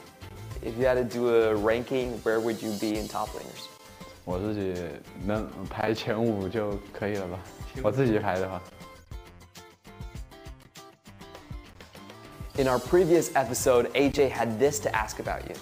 我想问一下做我们选手，就我们2019年春季赛开始，看看我们谁比较瘦吧。那肯定是我呀，因为我看你2、3年前的体重和现在感觉应该是差不多的，所以我感觉你下半年应该也是这么重吧。然后我是一直在努力减肥，所以下赛季肯定是我更瘦。再说你也没有在减肥啊，为什么要跟我比这个？ Thank you, Zoom, for taking the time and sitting down with us. This has been face to face. 希望大家能来看我们季后赛精彩的表现。拜拜，拜拜。连续3次都在 PO3里面打败了 RNG， 你可以跟我们讲一下你们为什么这么克制他们？那其实心里话是有点克，但是不好说了，对不对？哎，牙膏，我以为你会说牙膏啊。那肯定不能说自己的，让他骄傲了。哎，我记得你青钢影4杀的，诺手4杀我有点忘了。青钢影那个不是5杀吗？对不起，对不起。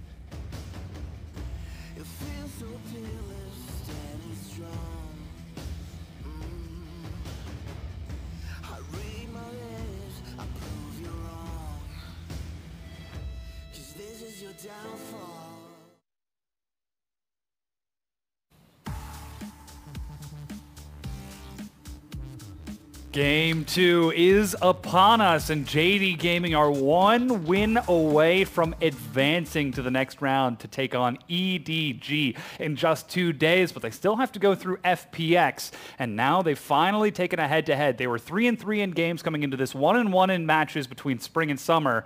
This is going to be the big decider, though. If JD win, they're in. If FPX end up dropping, they're out. Yep, I mean, this is down the expected path that we had here.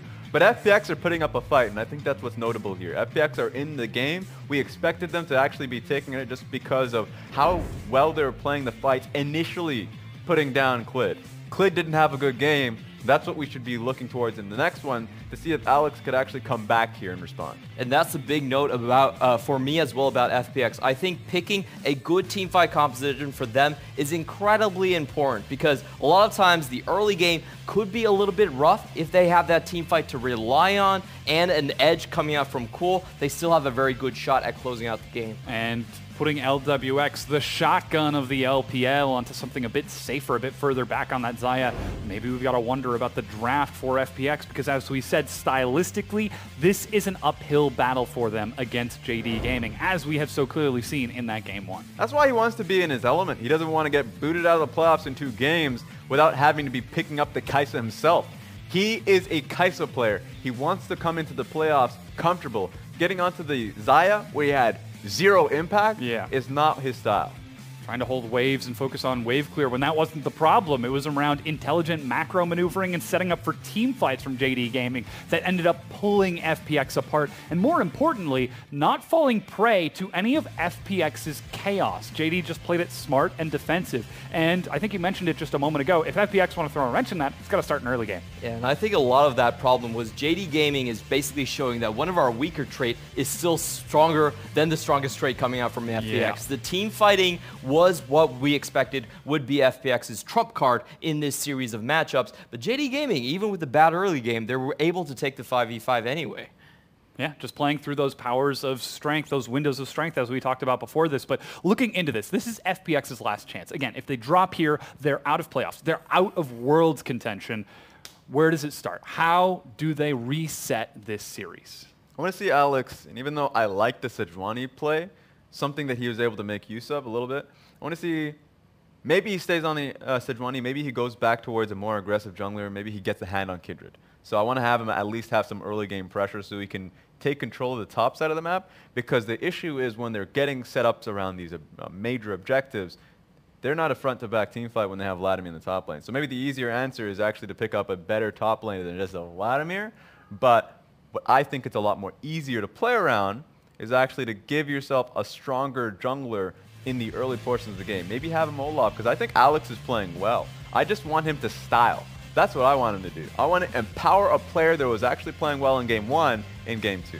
That's a really good point. Alex is known for those more aggressive and carry-oriented junglers aside from the Sejuani. Kindred and Nocturne especially are his 2 big picks, and those 2 picks are able to snowball Cool very far ahead. So in this matchup, I think you are still looking for Cool to be the main carrier of the team, to hold down the early and mid game. I could see that being a viable solution going forward. Yeah, duo you could tag team with. I think the Talia play during the regular season from him was actually individually impressive. Just the team at the time couldn't play around it. I think a lot of those struggles have actually gotten better. They can play around it a little bit more. That being said, the earlier issue I posed to you about LWX wanting the Kai'Sa pick, it's this large in priority. He wants to first pick it. First pick blue side from FPX. That's how heavily focused it is. And look at how quickly JD respond. They counterpick away the Gragas and immediately follow it up with Loken's Tristana. 100% JD Gaming has definitely prepared for this. Like, even though Kai'Sa is a very high priority on 8.16 and across the world, in the LPL itself, Kai'Sa still presents you with a lot of questions. You have a lane that's going to be constantly pushed in. You have champions like Varus or a lot of kill supports like Liu Mao and Loken who can go in on you. And with that being said, I mean, FPX have already checked a lot of boxes going into this game.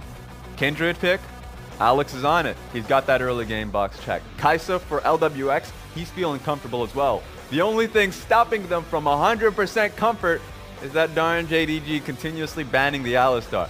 So, I mean, Chris is going to be now going on towards the Braum, but at least they can actually strengthen around what is a strong skirmish-style bottom one with double AD carry. And look at the confidence from JD coming into this. I mean, so often we talk about them playing more games than other teams in the LPL, 50 total, because they go to that Game 3 so much more often during the regular season, that inconsistency later on in the match. Is there a chance that we could be seeing that here with a blind LeBlanc pick from Yagao into Cool, who has plenty of counters? Yeah, Cool definitely plays 17 champions so far in the regular split, but we do have to narrow down the potential options he's looking for. He's looking for something range. He doesn't actually need to do that much damage, so I expect something more supportive that he can basically buff up his double AD carry composition already. No, the Lee Sin getting banned here too. This is when you start getting into that territory here, because even though Gragas got picked up, I mean, we already saw Gragas get passed off to the support position last time around, and Liu Mao is a creative support. Last time going on towards the Zilean in the last regular season series. So it makes sense that they're respecting him. I just wonder what Klid's going to style with now. He has that extra buffer in a game, so it's better for him knowing that he's going up against the Kindred to try something new. Oh, and now this is interesting. The Fiddlesticks making a return to the LPL. It appeared very early on in the season. Liu Mao was one of the bigger proprietors of it. I do like this pick because it basically is a anti-Lamb's Respite pick. You put up your ultimate, I put up my ultimate, and guess what? I'm not gonna die. I'm gonna do a full channel of Crowstorm right in the midst of you. So a very strong counter to the compositional advantages of FPX. It's actually just super annoying to play in the laning phases alone, not just because of the damage that the Fiddlesticks provides, but it's just a no button. It's a no button when Kai'Sa wants to jump into a fight. It's a no button when Braum sees a stun, a possible stun, throwing out the door. It's just a hard no. Very big setup from JD, but we've got Kim Goon back on a tank, and Cool looking to carry from that Aurelia. And I do agree about the hard no from the Fiddlesticks, and that's why I do have a lot of questions coming in from the Aurelia. This composition from FPX, they don't actually want to go into the enemy comp. They want to stand together as a group and kind of use their range advantage to play around that. But with an Aurelia pick that is more of a diver, I feel like that sets up a bit of a controversial split between what the members want to do. I love the fact that Zoom just locked in Darius. I know we just came out of a face-to-face with Zoom. Clement, you had that interview coming through. And what I love about Zoom, confidence. Just exudes machismo. So picking up the Darius fits still to his name. Going up against a heavy tank composition, he goes towards it. Braum cuts him down. Cho'Gath in lane cuts him down, and there's no Kindred that actually wants to be able to mess with him, so it's going to be on FPX to deal with him early on. We've seen Keen with this Darius go up against a Cho'Gath matchup. It's extremely punishing, and if he can get into that Lamb's Respite, it's also Chop City for him. He's going to be constantly dunking on your members, so a great tech pick coming out from Zoom. JD maneuvering the carry role for this game 2, this potential series finisher amongst 3 members now instead of just the one from Loken in that game 1 performance. Now they've got themselves the Tristana to carry as well, but also LeBlanc from Yagao, potentially looking to hard carry in the mid lane, Darius in the top lane trying to do the same darn thing. But it's up to FPX to stymie that. We said it's going to start in the early game and try to prevent JD from getting to that intelligent macro that we saw in game 1. And now they've got the composition to do it with a Kindred and plenty of strong lanes. You gotta start strong, man. I know I was wrong the last time when I said, JD, go for a level 1 with the Braum and Olaf. This time around, I feel like it needs to happen. Braum, double AD carry, at the very least go for an early game, let's say level 2, fight around bottom lane. If you don't play around bot with a double AD carry comp, you're not making a good advantage, or at least taking use of it. So that's what I want to look towards. And for whatever reason, someone is now a pigeon.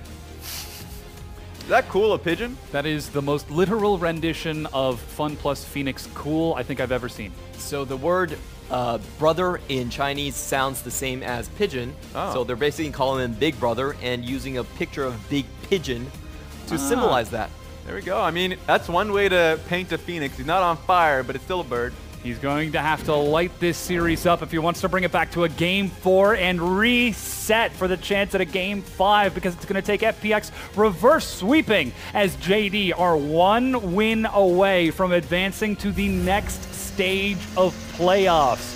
As we load onto the Rift, will it be JD eliminating FPX, or will we get the chance at a return? As you can already hear the pings going on behind us. And there we go. JD make it onto the Rift. Let's hear it from the fans, potentially one last time.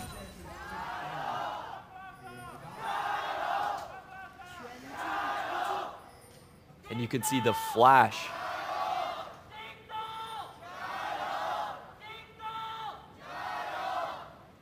The flash already blown from LWX. Another JD Gaming level 1 pinch going into the bot side this time. And that's such a bad situation for FPX, because this is one of those lanes where you can get constantly shoved in by the double range of Tristana and the Fiddlesticks. You have to prepare for the dive afterwards. Yeah, so that's essentially what we missed out. The fact that it's very likely that Lumao started off with his own fear. We'll have to track it during the laning phase, but even though I was talking up the level 1 FPX could go for, they didn't go for anything. And it was actually LWX was in the bottom side of the map getting caught out. And I want to note, in the early game, all 3 of JD Gaming's lanes should be able to push out. They are superior matchups, so the early game is going to rest on Alex's shoulder. Can his pocket pick of the Kindred really save some of the matchup losses that they have to endure? Clid going forward buff to buff as he hopes to get onto the map as quick as he can.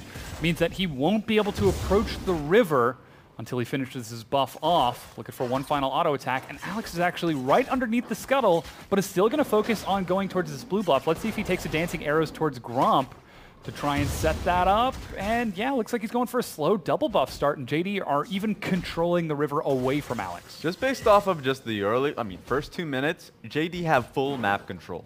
Because I would have expected, most of the time, teams would recognize the flash being taken bottom lane and look for a pretty heavy bottom lane focus rather than taking full control of the sides. So Gragas is taking control of the top side, Darius is pushing in, and the range advantage for Yagao is definitely securing them a top side advantage. I mean, Loken and Lu Mao are sitting sky high right now. And look at the mental game that they're playing as well. Clid roaming top to place a defensive ward for Zoom, allowing him to push off of the knowledge that the Mark Scuttle was up top. Even though he didn't see the Kindred, the fact that he could be there and JD are collapsing on the bottom Scuttle is just putting even Alex into a pinch. And this is the danger when you run a Kindred and then have 3 early losing games. You're never going to stack up. The big number you want in the laning phase is 4. You want to get your extra 75 range, but you have to start on the Scuttle. Oh, yeah. And with lane control going over to JD Gaming, it's actually going to be quite difficult for him to find any chance at it. Already things are looking a little bit tough for FPX as JD Gaming, 1 win away from closing this series out, set up their early game with strong lanes and even follow up on that to make it a strong jungle. Now, there is still plenty of opportunity for outplay in this matchup, as you can already see Yagao is trying to focus Cool down before he knows that Cool will get that powerful level 6 and trade back. He might need some help in from Alex just in case, because he's starting to slowly push in. It might just be alright because no mana is there for Yagao, but he's still looking. So, that being said, you expect bases to come across throughout the mid lane. Bottom lane still has some time for LWX's flash to come up. That's why LWX still has to just take that out, slow it down a little bit more, because Clid can still look for a gank. There's no vision on him, so while Clid is basing, he doesn't know. And so this is just FPX, as you mentioned earlier on, just taking a slower pace this game. And it's really up to Alex to find those gaps throughout JD Gaming's vision and try to get the ganks off. I don't think this is a winnable game for FPX unless they find some early level ganks, because if this laning situation just continues, it's going to get from bad to worse, and they're going to be looking at a mid-game where they're 3 or 4K behind. They absolutely need some turbulence to happen to slow JD Gaming down. Darius up to level 5 now. Yagao getting close to his own level 5 as Zoom catches every single one of those minions for a 9 CS lead just over this passive laning phase against FPX. There's still a defensive ward from Gimgoon up top to keep himself safe. Now a control ward, and no zombie ward dropped from Alex. So still plenty of opportunities, but he's trying to get in. He's looking for those openings, but even already the ward has been cleared out. Yeah, so that's just unlucky because a lot of times it is a bit of a dice roll putting down that control ward to see if it's going to be cleared out that quickly. Some people just pass by around the bush rather than going straight through it. And so you get a lot of information just in that position alone, but the only information Alex got was that, yeah, Clid's top side. I already knew that one. So threw down the control ward, good idea, just not being taken much out of it. And here comes the battle for the first mark. You can see JD Gaming already setting up for it. The back time for Yagao means that he has more effective gold coming straight to lane, and the bot lane is pushing as well. It does look like Alex is going to be denied yet another mark. Yeah, he's hovering on that top half of the map, but Clid is still focusing on taking his red buff first and looking for a blast cone over the wall. He might be able to loop around Alex as these 2 junglers pass around each other. Now they've spotted it, but that was a quick body slam forcing him back as Zoom just trading with Gimgoon. One more hit could be a big true damage execution, but already Cool is the one who's actually turning onto the Scuttle Crab. Yeah, he went bot side. I would say it's a bit of an unlucky timing because Alex was actually in a position to pressure. Cool now being turned on. Oh, and a good sidestep gets him away. That's the Predator, and they're chasing him down. Cool collapsed on first blood. Yagao. That was just a straight minute of bad coordination between Alex and Cool. Alex pressures top side, finds a Gragas body slam. You'd expect to, wait a minute. No body slam, let's go at it. But he was alone. while Cool was heading bot side for the Scuttle Crab. So they were doing two different things at the same time. And this has been a problem for Cool for years at this point. OMG, LGD, all of these teams and players that he's played with, he knows what's at stake. He knows he needs to get the Kindred ahead, so he collapses onto the mark to try and get Alex there. But it's a late reaction and a late response, and he's the one who ends up paying the price for it. I mean, ultimately it depends on what's being said, but when he goes on towards the Scuttle Crab, Kindred had already been topside for a while there. He'd know and met Clid, so Clid knows where the Kindred is. So it was just good information coming in from JDG, which resulted in Yagao tracking you down. So I think it's just more of a, ownership for both of them, knowing what they're trying to do. Because if Kindred is going topside, at least be around the area for a little bit longer, and you can join alongside him to be able to get the Scuttle Crab later on. And I think overall the setup from JD Gaming was just far superior. They had the vision to spot Cool as he came in. Yeah, speaking of setup, there it is. Ooh, the cask will find Crisp. He continues walking forward into it. Big explosive shot, as I believe Loken just autoed a minion with his ultimate. But still, it's Lamau who finds the kill. There we go, finds it. I mean, this was just in the videos that they've been looking through the replays of JD's dives. You find Clid on Gragas, and you can make it happen. LWX was pretty damn low. He had to expend his flash to get out of there, but as you mentioned, look at it, Crisp had no way out. And honestly, this is why we only see teams like RNG have such a high priority on Kai'Sa, because a lot of these plays happen in the LPL over and over again. You give up your lane priority, and we're so focused about bot lane killing. We have this got down to a science. There's no level 6 onto Crisp, and just a display of dominance from Loken, where he ults a minion right in the face. And oh, flash engage. Cool's looking for a solo kill. That's the ignite, and he will find it. Cool. How does he know which target? Look at that. Yagao is even stunned in his player cam. That's what you do with Cool, man. 7th solo kill, last patch here. Even adding it to this one. So you give Cool the pick that he wants, and even though he suffered to death earlier on, resilient, comes back into the lane and makes up for it. Oh, Loken finds Alex, and he gets the smite off, allowing him to tick over to level 6, lands respite. The chase over the wall, the Void Seeker. Loken finds it, and he's out of there. Gets a reset. LWX does not escape, and a flash to get away from Crisp, flanking Lumao with the save as they escort Loken back out. Now, the Dragon was picked up by FPX, but Alex is down again. Good lord, man. I just cannot believe it. I was saying, Alex once again on his own for the Dragon, so that one surprised me at the same time of Cool making the kill happen. So they're just trying to get a lot alone. And so it just results in what was going to be an outright advantage for FPX, but turns into a trade. Yeah, that was a very risky situation, and I agree with you. Even though Alex, in result base, he got the Infernal and that was worth it, there was a very good chance that he would just have been blasted out of the Dragon Pit and had nothing to show for. But once again, let's look at Cool's solo kill. Gets the ultimate, gets the Q, saves his flash from the first time, and also is patient enough to wait for Yagao to show himself, the true Yagao. Yeah, and there are going to be frames of when you're returning back to your own distortion that made it so it's easy for Cool to just lay down the Vanguard's edge, was able to easily get it onto Yagao and go for a dive. Now we still see control over the Scuttle Crab from JD Gaming. Yagao tries to get in there, but this time Cool and Alex are on the same page, and it's passed over. Cool, good guy, heads back into lane, and Alex finally gets that first mark. Though JD were doing everything they could to try to prevent it. Yagao was looking to collapse down with a distortion steal. The bottom lane from Loken and Lumao were pushing into LWX to potentially collapse if there was a skirmish. JD still know what their game plan is. It's just not quite working out this early on outside of those early kills. I just love that it's a team-wide coordination, as you've mentioned, to put down Alex. Alex wanted to find the early game pressure that he's gone forwards in the regular season. And sure, it's getting better, but he's 0-1-0. Only has one mark to his name. So he's definitely in a negative mindset while Cool is riding high.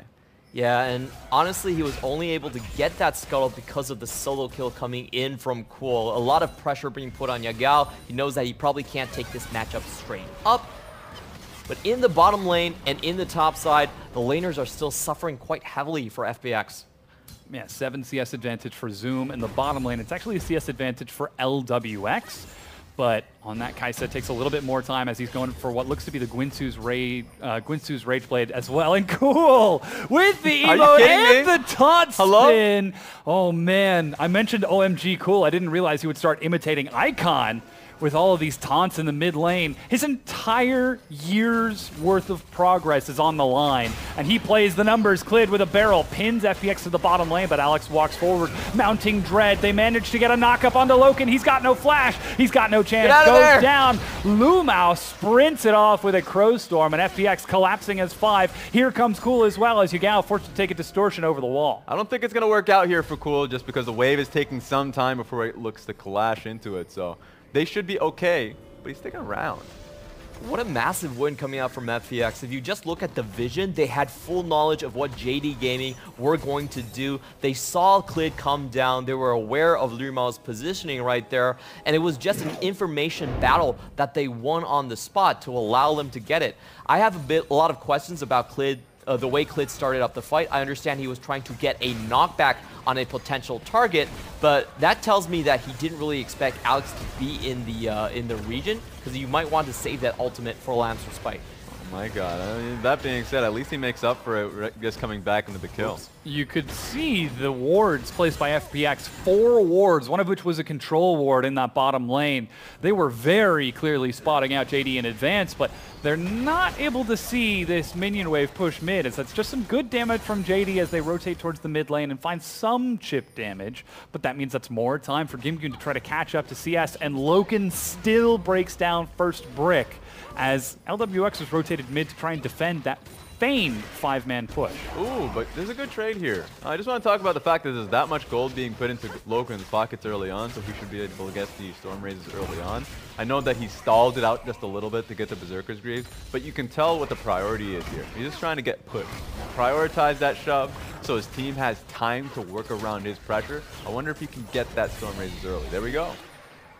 That's a quick recall for the Storm Razors. There is a push top. Crisp is spotted, and the Rift Herald was just picked up as Zoom flashes away from the Respect CC of FPX. And they will respond by taking down this top tier 1 and still holding on to the Rift Herald from Alex. Overall, this is a great rotation coming out from FPX. You think about they trade the bot lane tower that had maybe 200 HP for a full tower in the top side and also a Herald in the Baron Pit as well. So it was a very good series of events there. However, on the follow-up, you do see Aurelia on the bot side. Pushed 1 or 2 with too many waves and does give up the mid for it. Here's the thing. Being able to take mid lane tower is actually great for JDG, but they still need to find some base timings, I'd say specifically for Yagao, and he's not in the right time to do it. Infernal Dragon's coming up in 30 seconds, so this gives great timing for FPX to push mid and get vision around that. They're spotted on top of a ward, and the recall was just canceled by Loken as he backs up and falls all the way over to the Wolf Camp to maintain vision. Even Zoom's going for a recall for one final buy, looking for that Black Cleaver.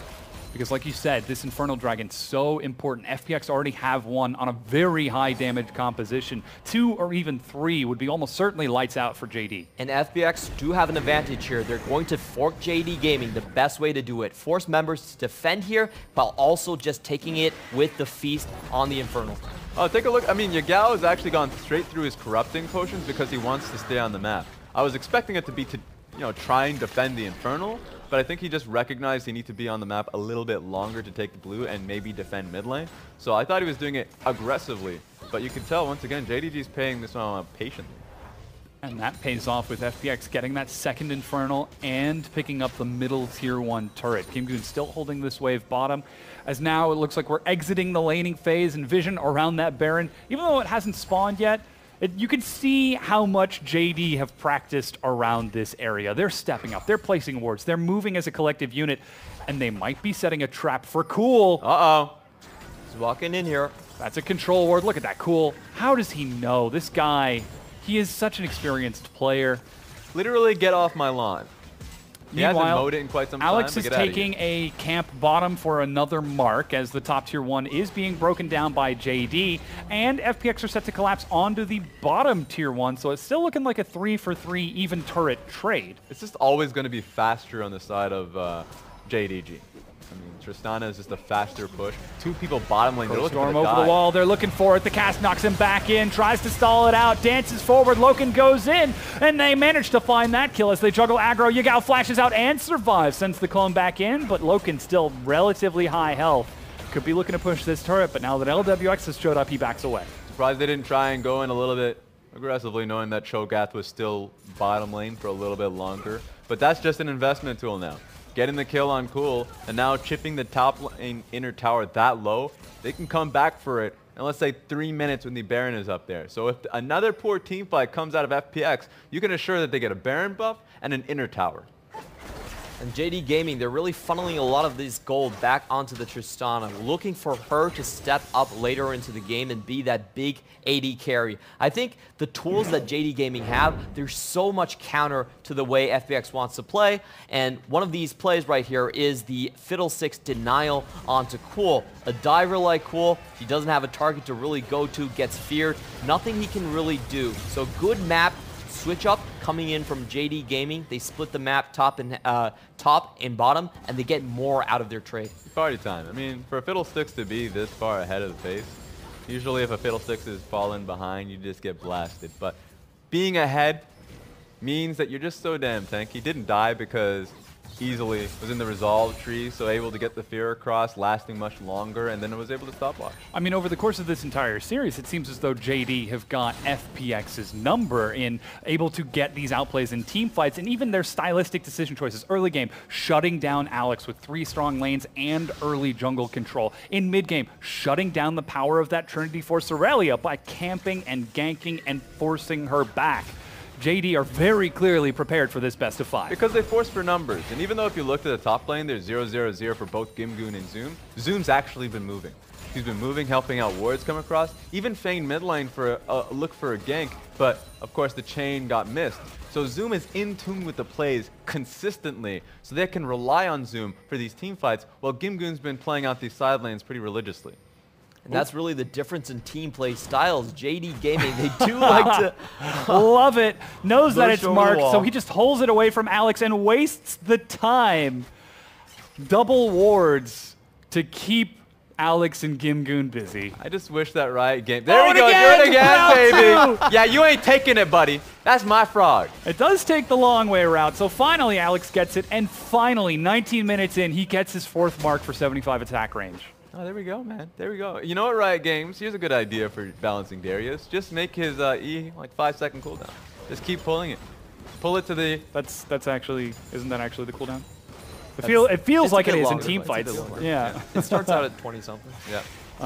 But still, like you said, this is JD relying on Zoom to create a numbers advantage, but looking for a pick. They found themselves getting picked. Lumao gets stalled out as Cool disappears for a moment, gets himself that kill. On the far side, Zoom teleports to join in, but his team is split up. Loken getting aggroed by Gimgoon, and JD, they split up and they bite off way too much. 4 members go down, and look what's spawning. Baron out of the pit. FPX turn on to the worm. Picture perfect right there. JD Gaming, so many times they do find themselves in this situation where they want to all in after a play has already gone in the opposite team's favor. FPX were ready and they were set up to collapse on that situation if JD Gaming overstepped their boundaries. You know what? I like the intent of Clid's ultimate, pushing people away.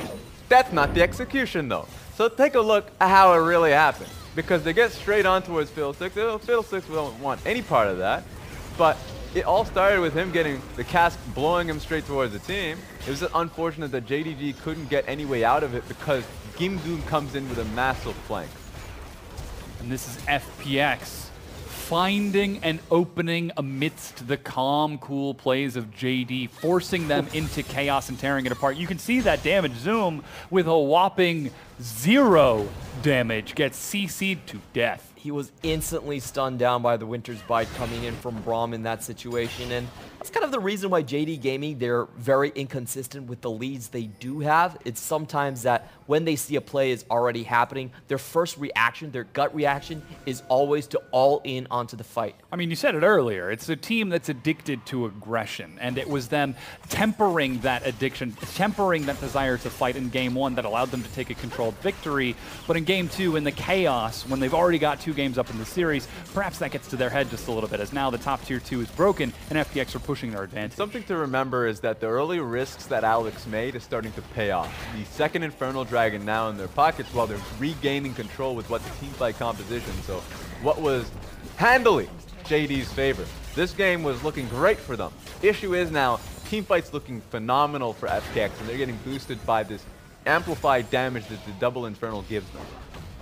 And Gao steps up Wow. for some damage, but look at that. AP Kai'Sa, ladies and gentlemen. Acacian Rain, though it scales with AD, it still does flat damage.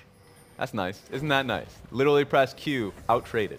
That was just a Q and auto coming in from LWX. No other sources of damage, and he's already at half health. Now they're pushing up for the inhibitor. Yagao is fresh out of base, but a knock up onto Clid plus another Winter's Bite. No concussive blows are procced, but it's still 90 seconds and a wave pushing top. This buys a lot of time for FPX, specifically for LWX now to get his next AP item. I wonder if it's going to be a Rabadon's Death Cap or a Banshee's Veil.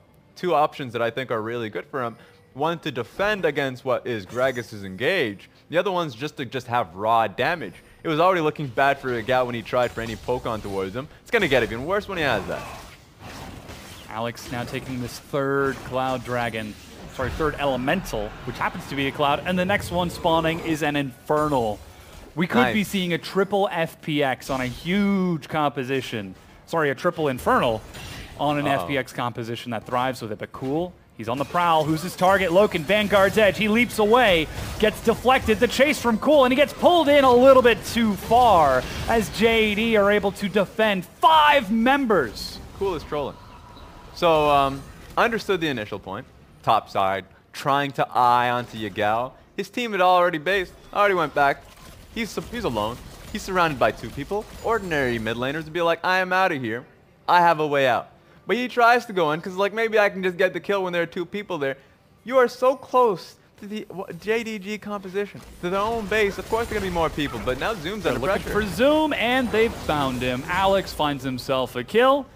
3-1-1 on the board with that Stormrazers and, of course, the Warriors. But now with Zoom gone, even though FPX lose the Baron, they can still try to control the map. And that's just the damage from FPX. They have 4 carries that could actually just end the game with their own damages. So for JD Gaming, if they're in the siege situation and they're forced to defend in high ground, I don't think it's the best situation for them. They probably need to find a very good flank coming in from Rümal and try to catch someone out before it is forced into the front-to-back team fight. The sustained damage you're mentioning is definitely true. The fact that LWX and Alex having his Stormrazor has had it for some time, but he's now relevant. He can walk up. He couldn't do that before. Gimgoon's now joining the fight, and he's a pretty beefy man. So we're getting to a point where LWX and Alex feel so safe to walk up, and the damage is what matters here. So it's going to be interesting to see what we get out of them. Now JD find themselves down by about 4,500 gold. As we get to the 25-minute mark, their entire year's worth of play is on the line. If they lose this game, if they lose any of their next 3, they are eliminated. And JD Gaming has got scaling. They've got a Tristana, plus a Darius who's going to start building some big true damage. But luckily, FPX find themselves at an item advantage. Gargoyle, Stoneplate, Righteous Glory for Gimgoon. 2 items for LWX with that Nashers and Gwinsus for big AP proc. Sterix finished off for Cool and a stopwatch this time. So now FPX, they had an advantage in game 1, but couldn't take the fights. This time it's a lot bigger. And it's true. It's a straight, true teamfight composition with a 5k gold lead at this point. I mean, they are feeling so comfortable around teamfights. I don't know how JDG can actually combat the teamfights themselves, so what I believe they should do is actually try and split them up in the sideline. LeBlanc should not be with them. Should be, let's say, opposite to where Cho'Gath is, so if he's in the bottom lane, send him at the top lane and try and at least get the side lanes working in your favor. JD Gaming are so far behind in this composition. I honestly feel like there's just, you just have to find something to pick off right now, because if FPX just sit up on that Baron, there's no real chance for JD Gaming to really take that fight. They have to look for steals maybe. That would be their best case scenario. So I'm looking towards Rümal to probably make something happen before this next Baron comes up. We're already seeing a big experience advantage from multiple members. Get over here. No, LWX! He's still holding on to the Flash and Cleanse, Loken. That's the Vanguard's Edge. Leaps over the wall and lands the rocket jump just before, but another stun. Gimgoon's on the chase. Clid with the save, but he's not able to follow through. Cool, chases on. Clid goes golden. There goes another Void Seeker, but already a great stall. Still able to assassinate Alex, though. Yagao finding an opening. That was a massive play right there, because with the Baron coming up, if FPX were at full members, that was just a straight Baron gone. So he does delay that from happening, but overall, FPX is still going to expand their gold lead. Literally, I blinked. I didn't see it happen. Kindred didn't even throw out the ultimate because, of course, what do you expect when the LeBlanc just bursts you down that quickly? So you're right. FPX still have the pressure here. It's just nice to see that Yagao is getting a little bit of something here and there. Now 27 minutes into the game, JD think they have a pick, but instead they trade 1-for-1 in these junglers, which is very important because Alex is level 14 and Clid is only level 12 off the back of that kill. So keeping that jungler away from the pit, even at the cost of your own, is very important for JD Gaming. Not to mention the Kai'Sa shred, the Aurelia damage, and it's a Kindred. So JD, they're really going to have to look out if they make any plays like that happen again. Where is the party going to come from? Here's the big question for JD Gaming. They did delay the first Baron stay with the pick that we were talking about, but here, FPX have no reserves. They're just going to start for it. Lumao has to do something, but he's in base. Recall just completed from Lumao and Zoom. They found Yagao on the side, and they're able to find the correct target. LWX destroys him as Cool secures the kill. Now Clid is here. He's got no flash, but he does have Body Slam. Spotted by 3 wards. They know that he's there. That's the cast. 2,400 health. Remember, the Devourer is ready. He's stunned over the wall. Steps up. Can he get the save? Lamb's Respite. He doesn't use the flash. Steps into it. The CC, but he goes down, and that's the Baron picked up. A late Devour by FPX as Lumao and Zoom running for their lives. The stun gets tagged. He's over the wall. A double kill for LWX. And now Zoom, his Sterix is popped, but he goes down. A triple kill off of a massive plasma proc. Blown up. And Alex even had his ultimate, his Lamb's Respite, just on Baron, just on the edge. There was no way for Claire to burst it down at that state. So just so well played in these minor details for XPX to come out ahead. Yeah, that was a big thing, stopping the damage, knowing that they could finish off Clid after the Lamb's Respite was falling off. So really intelligent play from FPX and great ballsy play from LWX. 5 versus 2. FPX are trying to get this game. They found Loken. LWX steps up. He uses the heal, but no flash, but they're trying to end this game, turning on to the Nexus turret. They get 1, they get 2. Loken is firing like a madman. Lumao stalling as best he can, but Gimgoon is unstoppable in the front. Loken tries to clear it out, but the Nexus will finally go down. Last hit to Gimgoon, and FPX take their first win in this best of 5. They got that one game, but it is still a long road ahead of them. They're still in that weighted gauntlet. JDG are going to go into the next game knowing that they just need to take 1, but the momentum is what's massive for them. That was a great comeback from FPX. The most important thing for me was even after banning out 2 of LeBlanc's counter picks, Cool still found the edge in the matchup. He's showing up on the young guy. Yagao was I believe number 2 or number 3 on our all LPL mid laners, but he's falling down to Cool, someone who wasn't mentioned on that list. And in a 29-minute victory, it's off the back of Cool and LWX that FPX are able to equalize at least a little bit more in this series. But like we said, it's still an uphill battle. Can they swing the momentum strong enough to break down JD Gaming? Because you take a look at the damage, Loken was doing a lot, 12,000. Yagao at 11,500, matching the damage of Cool. But the big differentiator has got to be Zoom in the top lane at 2,000 damage total on a Darius. Yeah, he was in a side lane. I know a lot of people will eye out the damage of the top lane, but if it's a double melee, his job, I thought early on, was fulfilled. The issue is once it snowballs you in the first team fight, and you don't have any tank stats, so of course Black Cleaver, and he was trying to get the Sterix gauge, but these fights were coming in so fast, he was literally the squishiest Darius walking up to like a beasting Kai'Sa. There's actually no way for him to do it. The biggest thing for me was that FPX actually out-macro JD Gaming during the mid-game. The laning phase went well for JD Gaming. They got they kept Kindred down, they got the first tower, but the subsequent rotations from FPX, they just traded way more objectives, and that gave them the map pressure to work with, that gave them the pick potential to work with, and that's where they really won.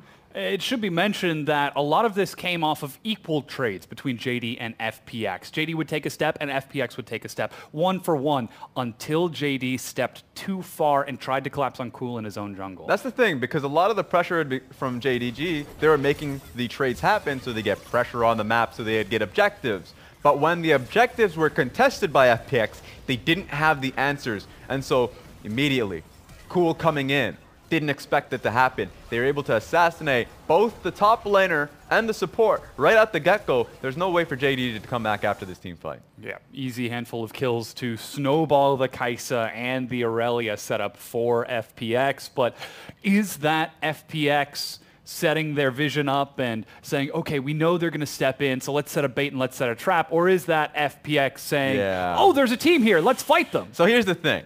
I don't think it's as simple as there's a team here, let's fight them, because I think that the teleport was very intelligent coming out of Gimgoon. He was primed and ready for that.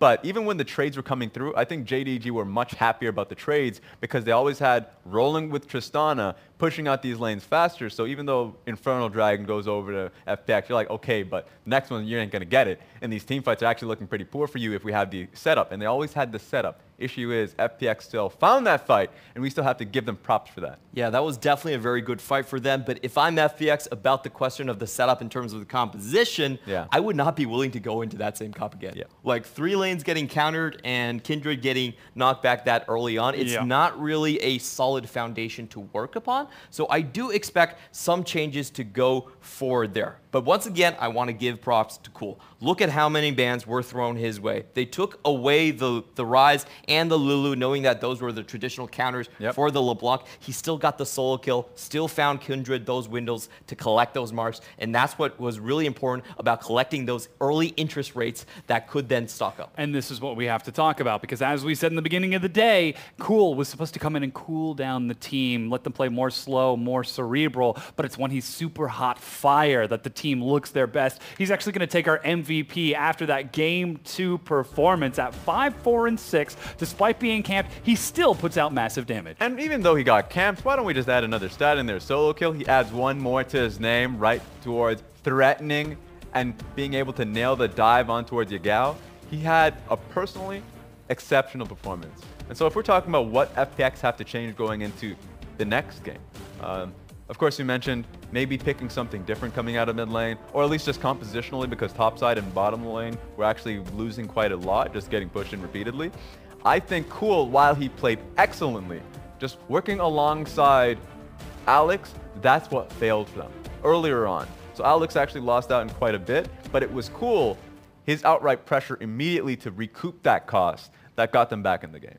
Yeah, definitely. And I think the bans coming out from them were incredibly intelligent as well. The Olaf and Lee Sin ban basically took away JD Gaming's core of the LeBlanc composition. We've seen them run LeBlanc and Lee Sin into RNG and absolutely blast that matchup. So very smart ban picking drafts and making sure that Cool at least would be on a 1v1 basis against Yagao. Well, it's still match point for FPX. If they lose any more games, they are out. But we're going to go and take a quick break and get ready for that next game, just like our players are. Don't go anywhere. The LPL will be right back.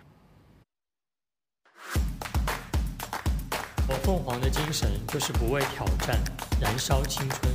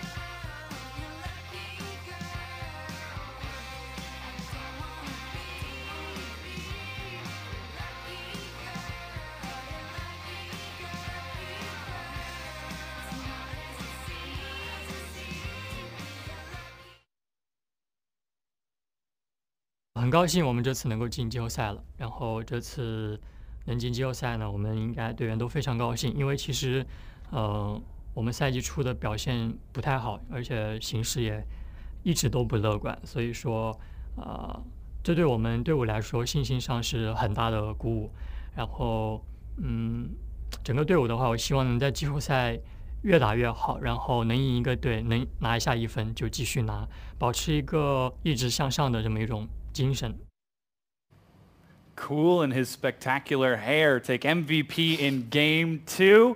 And he's saying, hey, every win boosts our confidence. Every win gets us a little bit better. Well, their backs are against the wall right now. If they don't win, they're out. Yeah, and you know that during the mid portion of the split, they've been getting hit in terms of confidence. I know that they've been changing up their junglers, their compositions, even swapping out their coach. Formerly Ochani was their coach. Now it's the former OMG coach coming into the lineup, just trying to find any bit of strength in there. And I think in the final few weeks in the LPL is when we've seen the best of FPX. And just because of that last few weeks, they find themselves in the playoffs, so there's reason to have confidence. And I really like what he was talking about. It was about steady improvement for the team over time. He's not looking to make leaps and bounds, but just heading in the right direction is what is good. As a veteran player who's been through so much, I think he's leading FPX in the correct direction. Yeah, I mean, they were able to turn around off of his propulsion throughout that game 2 to at least put themselves on the board in that game 2 victory with that Aurelia. But now JD have seen the strategy. They still played their laning phase well. They still shut Alex down in the jungle. It was just Cool who was able to worm his way through the tight fist of JD's lane control that opened the game back up for them. And also the silent Gimgoon. You know, you haven't heard of him for the first like 10, 15 minutes, and then he comes out 50% larger. Just a massive tank and a flank that he was able to make working for himself. So remember, these best of 5s, they can seem long, they can really chip at you, but it actually comes in rather quickly. You feel yourself actually in a massive advantage, JD in this example, coming in at an advantage, that 1 point advantage, taking in the first game and then on that point. But what happens if they lose another game and they find themselves immediately in game 5?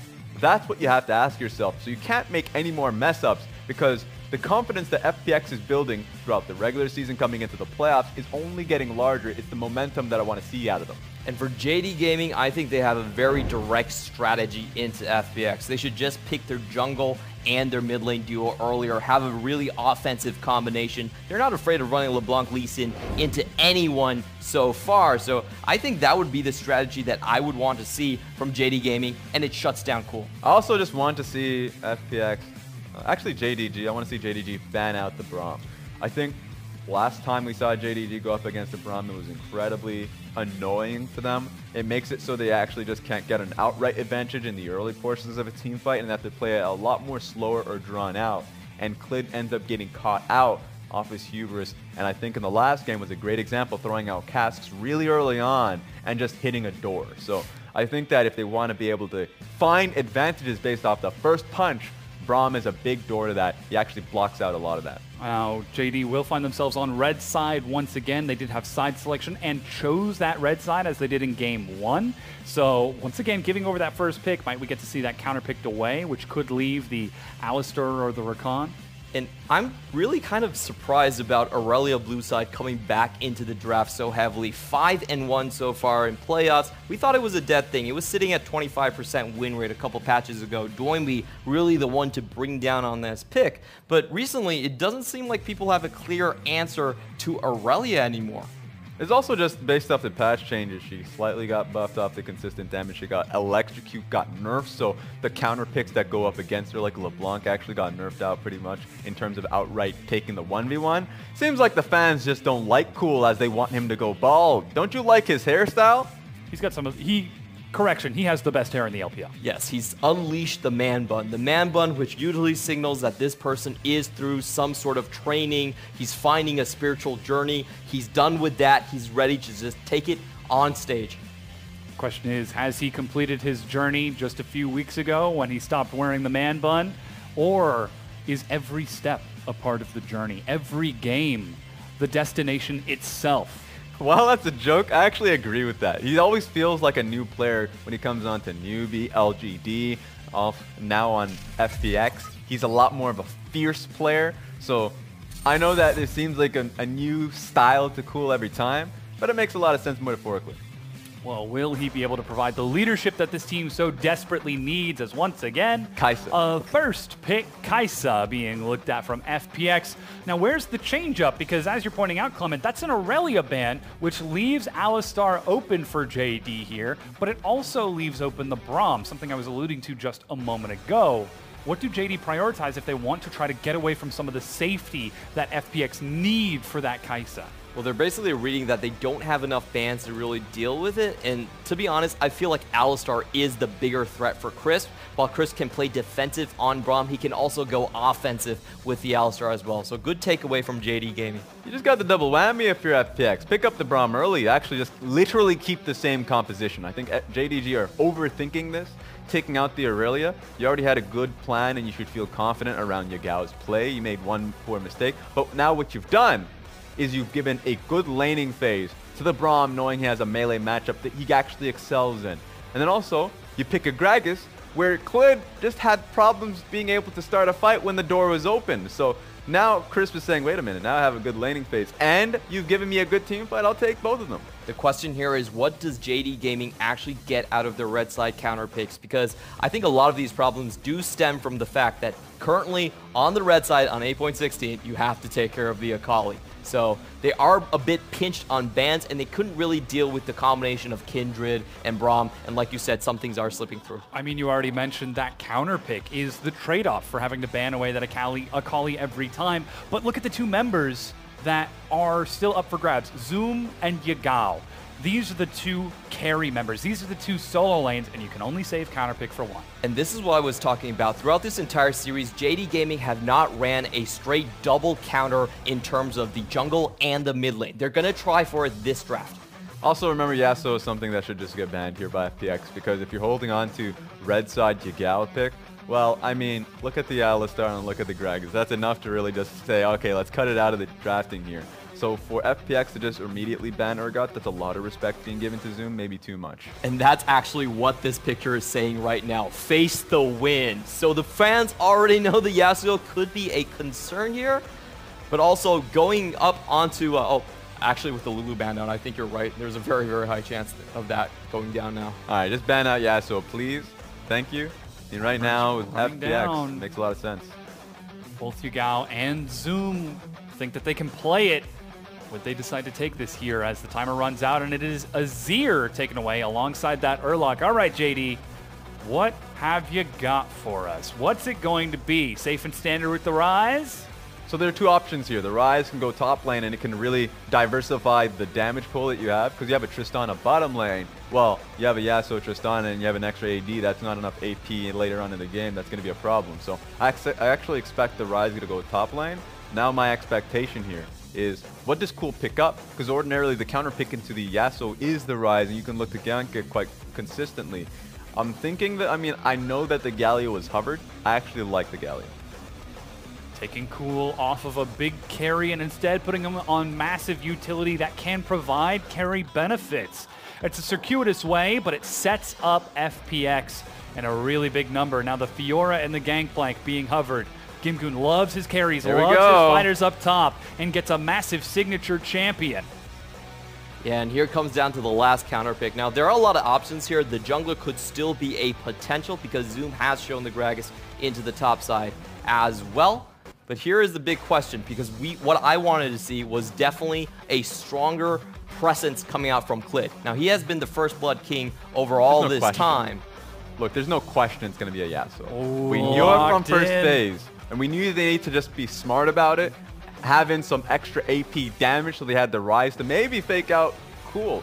But honestly, FPX recognized that and then picked a composition that does fairly decently versus the Yasuo. So they're trying to challenge it, and it's going to be interesting to see if the challenge end up working. You can see Clid very active and ready for this. He is amped as we run through all of the players. Bit of nerves in the mid lane between Yagao and Cool as both AD carries are ready to get back onto the Rift, but it's all about that Yasuo. Plenty of knockup, plenty of setup, plenty of CC, and plenty of split push. And this is a Yasuo combination that they have to pull off with a lot of intricacies because there's so many protective abilities coming out from the Kindred and also the Galio that they're going to have to be using the cask in the correct way to probably split the team up before they can really find the Yasuo picks. And this is once again returns us to looking at that Braum for Crisp. He had a great job denying some of the dives bottom lane, stalling out the bottom tier 1 take, and slowing down JD's early laning phase. But as we get to load onto the Rift, JD, once again, they set themselves up with a carry in the mid lane, a carry in the top lane, a carry in the bottom. But this time they've got a lot better scaling, they've got a lot better snowball if they're able to have a strong laning phase again. And so I want to see Tristana Alistar. I know that going into this game, I was like, Braum versus Alistar feels very good. You can actually work around that fairly well as the Braum pick. But Tristana Alistar is find the target and just unload. So it's going to be on to the Braum to tag team a little bit more closely with Kai'Sa. If Kai'Sa's left alone for an instant and the headbutt pulverize is enough, then that could change the laning landscape absolutely. Yeah, we've seen how this trade works. The Tristana can open up on the Kai'Sa, and as Braum is jumping over towards her to increase the resistances, you get a double knockup. So it is a very intricate situation that if you don't play well, Alistar and Tristana could definitely snowball kills on you. Of course, that laning phase is going to be quite entertaining to watch, but now we're preparing to load onto the Rift for what could be still match point for JD Gaming. A single Nexus explosion is all they need, and they advance to play Edward Gaming in 2 days. But if they lose again and it goes to the match 5, that match point for FPX, we've got to wonder if that momentum will be enough. As we load on, it's JD Gaming versus FunPlus Phoenix.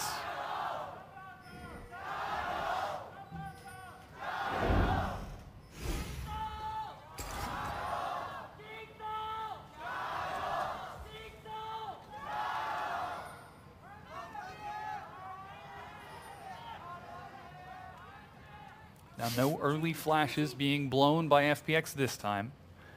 They stay with a defensive line and even going so far as to place an early ward bottom to make sure that there's not going to be any sneaky wraparound invades, just to make sure there isn't any upset this time around.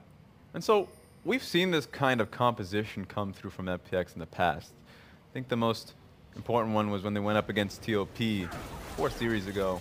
They were able to take that series very quickly, very surprisingly. And it's based off the first kill that comes through. Cole on the Galio was actually incredibly, I would say, aware of his surroundings. Not only being able to take through the mid lane matchup, but roaming to find the picks very closely. So yeah, I know, I mean, he's styling. There's not much he can do. Not a lot of buttons you can press as Galio early on. But I want to see what he can do on this pick in the mid game. And I just want to see Yagao style him back because he just forced 3 minions missed on Cool's side. He deserves a little bit of retaliation. Not dropping any emotes, though, as that wave gets missed. And wow, there's the trades that we are talking about. Triumph just gives so much sustain whenever the Kai'Sa and the Braum want to try and trade back. And we're even seeing fleet footwork out of Loken, though LWX, with his own fleet footwork, might have a little bit more difficult of a time triggering it, as Zoom happy to try and control this wave against Gimgoon on that big gangplank. The top line matchup, we don't get to see a lot of Ryze versus GPs. GP does see Ryzes. Yeah, that's true. We don't see a lot of Ryzes top lane, but it's fairly difficult for the GP just because he can actually be contested in his earlier camp.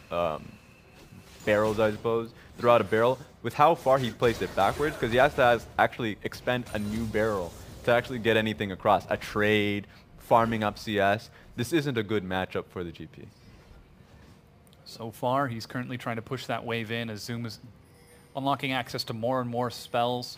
So far, he's got the Rune Prison and the Spell Flux, but finally Overcharge picked up.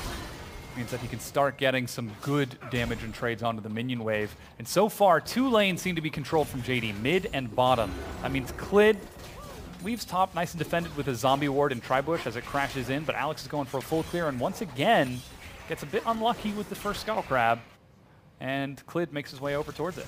And with the help of the bot side, he should be able to secure this. However, if you look at this start, I still think it's a much better start for Alex. He knows that most of his lanes are just going to play very passively, so he's went for a full farming route and is already doubling the CS from Clid.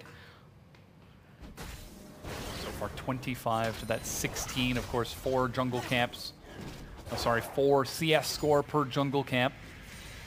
But that pressure does pay off around the globe, I suppose. The fact that Alex sure is doing well himself just personally.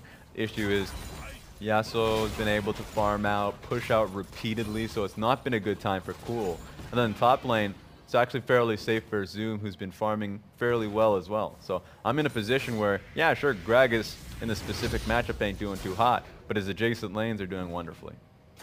This is how JD Gaming has really, I felt, outdrafted for the early game. If you think about all 3 of their lanes, they've actually decided the main matchups. They've decided to run Yasuo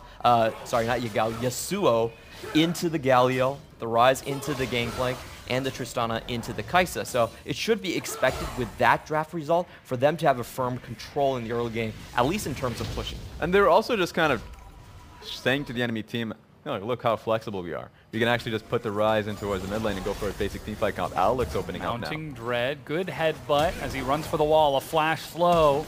Lumao uses his own, Void Seeker over the wall, but LWX isn't level 6, and seeing that Kindred bottom, immediately Zoom walks up with a big minion wave. At the very least, Lumao has Hex Flash, so he can look for it aggressively if the setup is there. But blowing Flash just means that if they catch him again, there's no way he gets out. Things looking a little bit scarier for JD's bottom lane is Cool. He's not level 6, but is feigning towards top.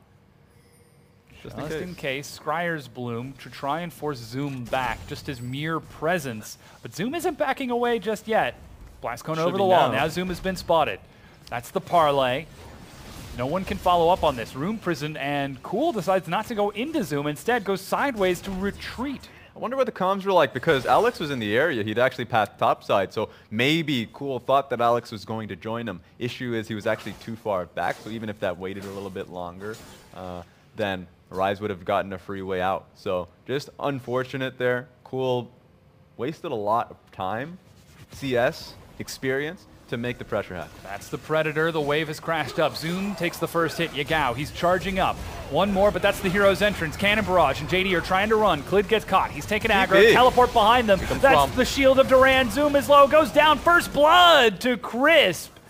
As he says, you have just unbenched this bottom lane. That was great awareness from the support. I mean, take a look at the play. I think JDG recognized that it was a possibility Cool was going to come in, but they were like, well, I'm Gragas and Yasuo. We're going to get out with the greatest of ease. We're just going to expend so much resources out of FPX. But they didn't expect the teleporting Braum. Yeah, and so overall, you can see the trades were basically for the top laners, but still heavily favoring Zoom in the matchup. They did force the Gangplank to miss out on a bit of CS. Ooh. Hex Flash from Lumao.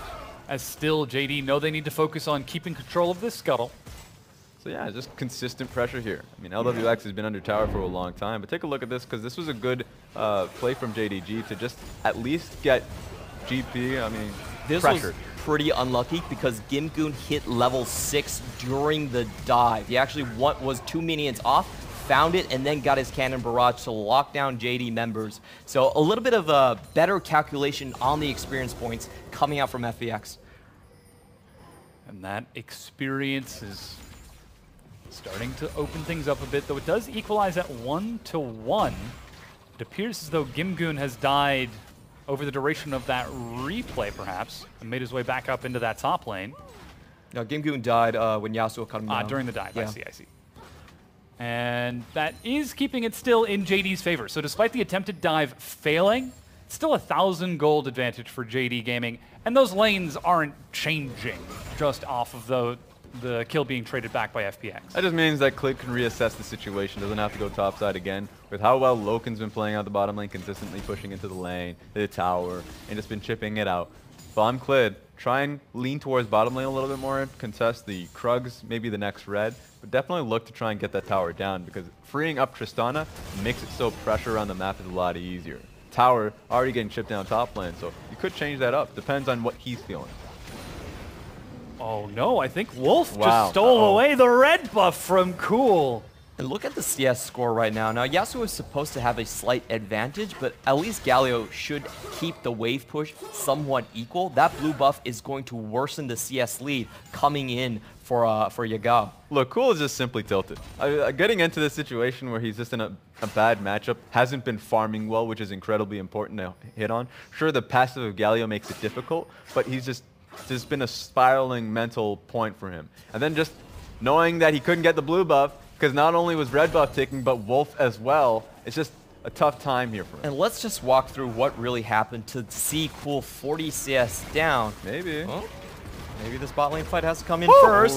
Gets the Sun. Good chase. Lands the Void Seeker to proc Plasma. That's the heal and still no flash being used. And with all that pressure bottom, Zoom, he's looking to take first brick and still further deny FPX. But still, Cool, unable to follow up on any of those plays. Just CS advantages across the board for JDG. Yasuo, Zoom, you could say that one point of strength is LWX, but LWX needs to start going fast because right now the rest of his map is falling apart.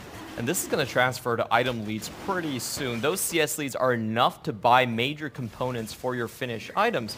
I want to do a little bit of recap on to Cool. He missed his first 3 minions, had a roam top lane where he didn't find anything, and then once again was called top lane to find the kill, while Yagao spent a lot more time in lane. We talk about Cool being one of the most experienced and veteran mid laners in the entirety of the LPL. He's been here for years with countless organizations. Will FPX be the one that keeps him and is able to fully utilize his talents in the mid lane? Or will they crumble like LGD, Newbie, and OMG before? To make matters worse, this is going to be a very, very slow mid game for Cool because he did go for the double Darksteel build as well. So in terms of item completion, that puts him even further behind. Gold-wise, true. At least he can stay in lane a little bit longer is what I like here. And it makes it so FPX has a window, if they were to pick up a fight in the next 3 minutes, that he's at least powerful enough to help. I wonder if he's still going to go for the ROA that we usually see. Because he's so far behind, he might need to just take it on the chin and go for something else that brings immediate power to the composition. Well, that immediate power is already delayed. As you said, it is only 1,000 gold, closer to 1,200 now that Yagao was able to push another wave in, but this constant lane pressure in both top, mid, and bottom is starting to crystallize for JD as they're turning onto the Rift Herald. And I like JD Gaming's focus for the game because if you look at FPX, it's incredibly hard to actually kill LWX. They are running a heal and barrier composition. They know the all-in potential coming in from Loken and Alistar, so they're just making sure he doesn't die. JD Gaming does not try to attack where they're the most defensive and hardest to crack. I think that's why JDG should just simplify it. Already putting down the Rift Herald in mid lane, I think they should just be around towers, because at this point, you really can't look for a kill on LWX or Crisp, as you already mentioned. Looking topside, they tried that and they got countered. So at this point, towers are really working out well for you, as you can see in the mid lane. They should try that once again. 2 full charges and now a rotation bottom. LWX has to back away, and Loken on this Tristana. BF Sword first, and Rapid Fire trying to break it down, but his team doesn't commit fully, and instead decide to take both the turret and the dragon, which means the wave gets cleared out and delayed a little bit longer. Though it looks like FPX, they've got the opportunity to try to set up a defense here. Yeah, it definitely gives time for FPX to defend bottom lane, and maybe try for the dragon, because having a Gragas solo the Ocean Dragon is a bit ambitious. It works anyways, but that's because without vision, FPX isn't really able to move in the area. He does take the dragon, though the bottom tier 1 is still locked down, standing for FPX. That's so very low health. And with that recall from LWX, he's finished off his Guinsoo's, which should help him keep up some wave clear as well. But still, things slowing down a little bit for FPX here. And I just want to mention the itemization coming out from Galio. The ROA is not going to be taken. It's way too slow of an item in this game state. So he is forced to go more for the Ludens, have that immediate damage, and hope to change things when JD Gaming do try to find their first fight.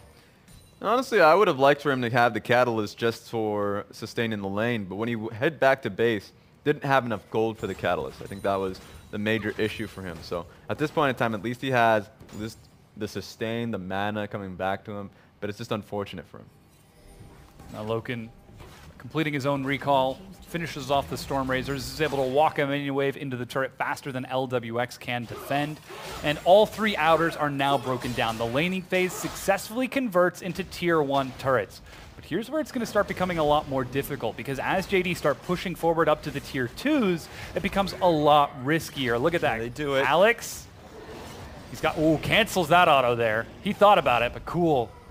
With some stern words, was able to send him back. But JD, they're still pushing up and trying to contest the vision of FPX. I know Alex was remorseful. I mean, you get into those positions where you take away your mid laner's blue buff. Now you just got to keep it at a higher value and be like, all right, this time you're doing the hard work. I'm sorry, man. Won't happen again. And this is a big series for Alex as well. Like, on JT back in the LMS, he wasn't really a starting jungle and didn't have a lot of playoff experience. For him to crack out in the new region for him would be absolutely massive, but that also puts that much pressure onto his shoulders to perform.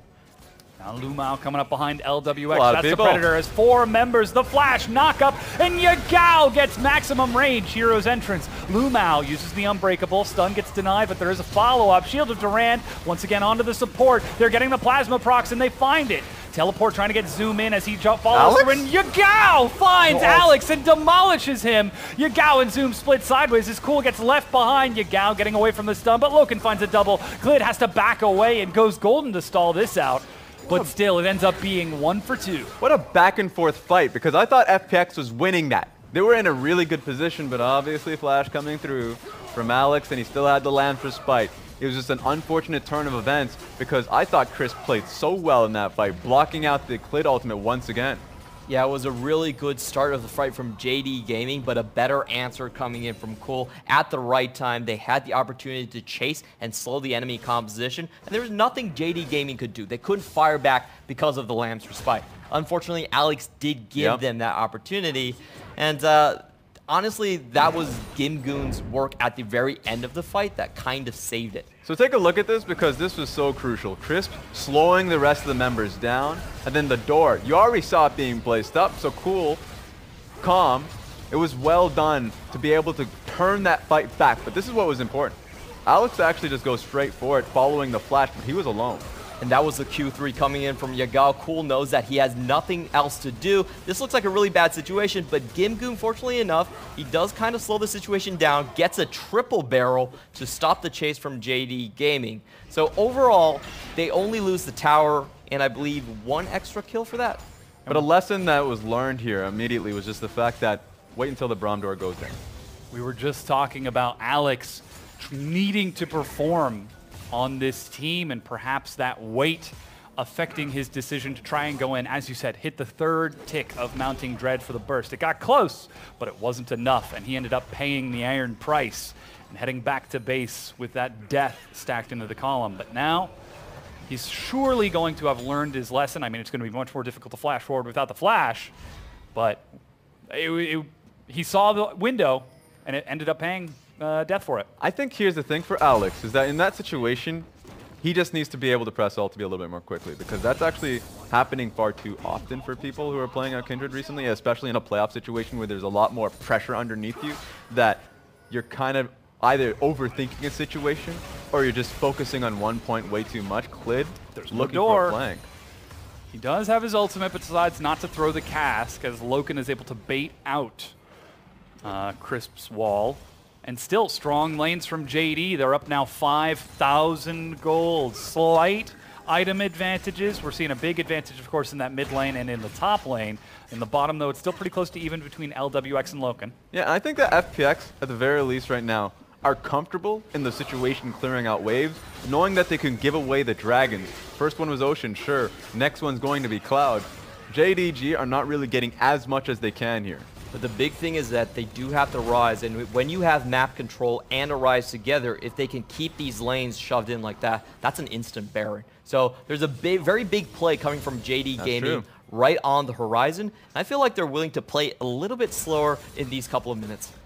They're already pushing up to the tier 2s with the bottom one broken off of that previous fight. Loken, every single wave, it's another explosive shot. It gets lower and lower until finally it breaks down. 5 turrets to 0. Leveling up, getting more in terms of draw of the bead passive for Loken. And the next buy should be I would say rapid fire cannon.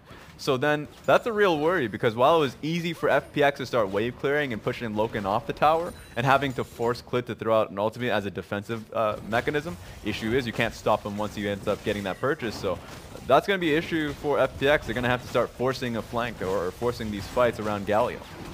And I want to see JD Gaming, if they can pull off the correct combo in the next team fight, they have a chance to use the Tristana ultimate Buster Shot, knock Braum away, and then throw in the cask. That would be incredibly cool to watch, and it would break open a lot of what Braum and Kindred are supposed to do on this composition. That's the small micro interaction that we're expecting out of JD Gaming. If they want to open this up, but still, there are still plenty of other ways for them to open the game, as it's 5 turrets to 0, top tier 2 still standing, but with this recall, there's the Sterix Gauge finished on Yagao. Rapid Fire Cannon finished on Loken. You already mentioned the synergy with that draw bead. We're still looking at item number 2 for Zoom, which is why he's still clearing out these jungle minions and looking to keep GameGoon busy, but Baron is up in 30 seconds, and already JD are claiming control over the waves, and by proxy, the Baron. Yep, it's all coming together for JD. So they want to force something topside now. You can already see the control wards being placed down. There's a lot of control wards in their own inventories based off the last back.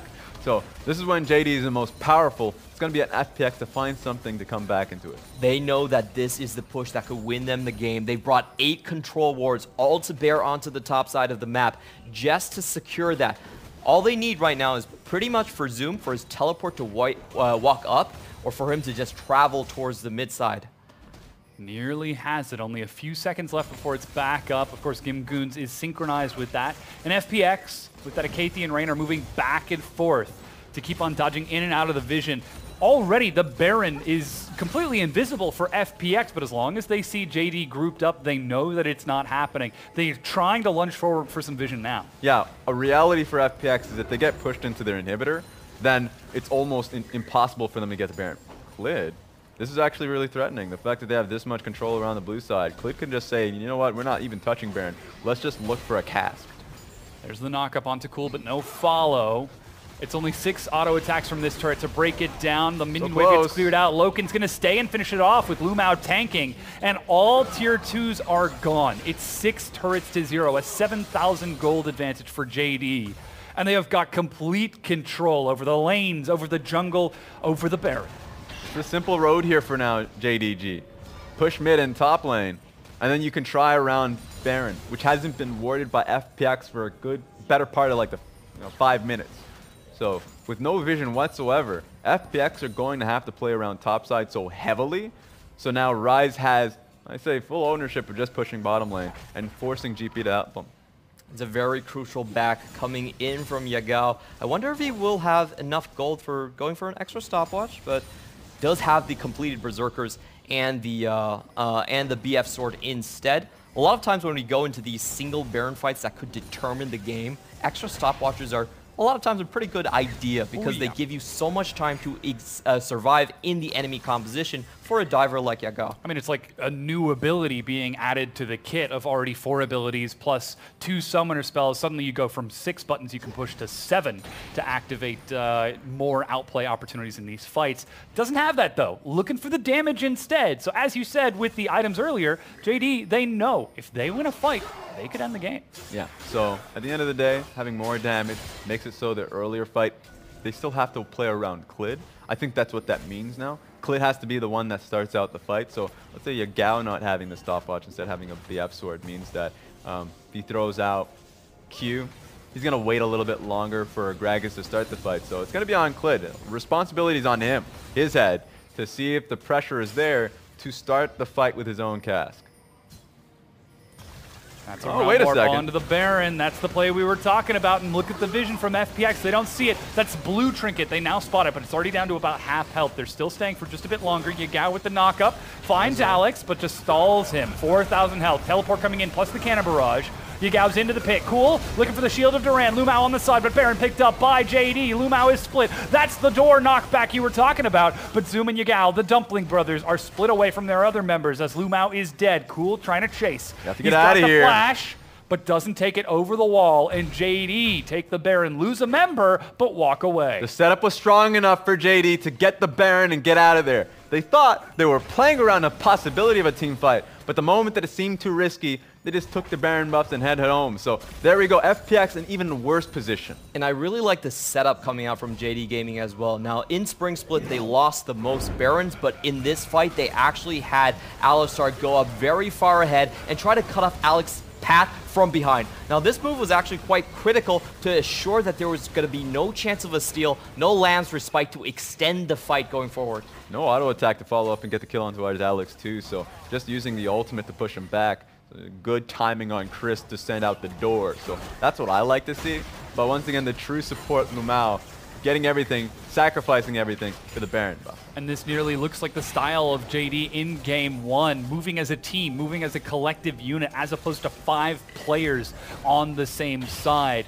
This communication, they do lose Lumao, but now he's back on the map, and they're starting to push up towards the inhibitor turrets as all 3 outers are down. This 1-3-1 is going to be brutal. Now, FPX still have a lot of damage on their composition. Ooh, they could that find was a the pick. snare, and LWX goes in, the shotgun fires, and Yagao just flashes away. He wants nothing to do with it, but that means Zoom is free to push in bottom. Trying for anything. They see him so desperate at this point, and they're playing right in Zoom's hand. Now they're pushing up. This is a collapse into the mid lane. A good cask separates Alex and Cool end to the back. And that's an engage onto the front, but there's no follow-up because the carries are trying to defend. Clid will actually die, though, as Lumao is tanking the turret. Wind wall to soak some of these hits, but LWX does damage. A hero play from Chris will at least stop them from taking 2 inhibitors, I believe. And they are sitting at a 5v4 situation. JD Gaming probably need to call this off. They have to do something. Is going to get Cool back out onto the map. With the base defense speed, he's able to step back forward, and as you said, only 1 inhibitor taken, though. Mountain is up, and JD are on their way to the pit. There we go. I mean, maybe JD can reconvene, come back. I think looking towards the top lane would be a lot better for them, because right now Rise is actually setting up so much pressure. They have to do a lot to actually push him off. There was no answer to Zoom. They're doing a lot to make plays happen top lane, and then, of course, Yagao got out. Go towards the mid lane, and it took the teleport to really force JD's hand. So right now there's just so much pressure in a split push scenario that I don't know what FPX can do. Yeah, and unfortunately, Cool did expend his teleport right there. They're still going to look for a top lane.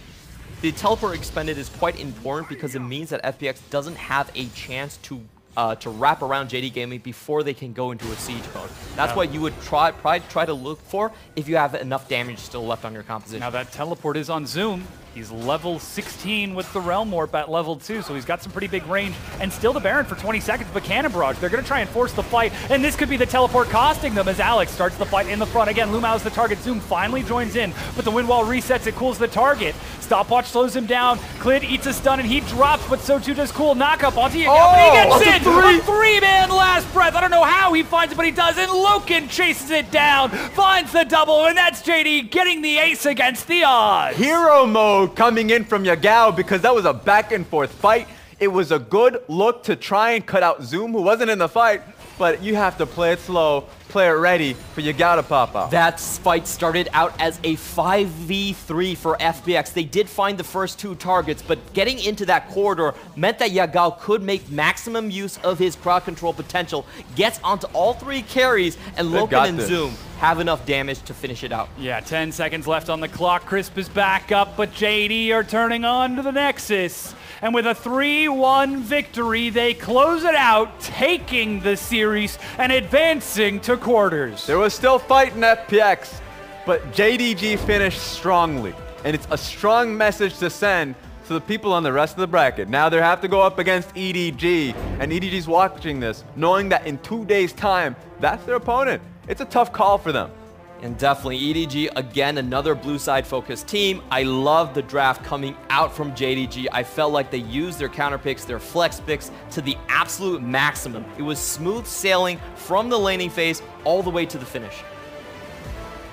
As Zoom shakes hands with Gimgoons and the JD players make their way to the front of the stage, they get to take a bow in front of the Beijing fans.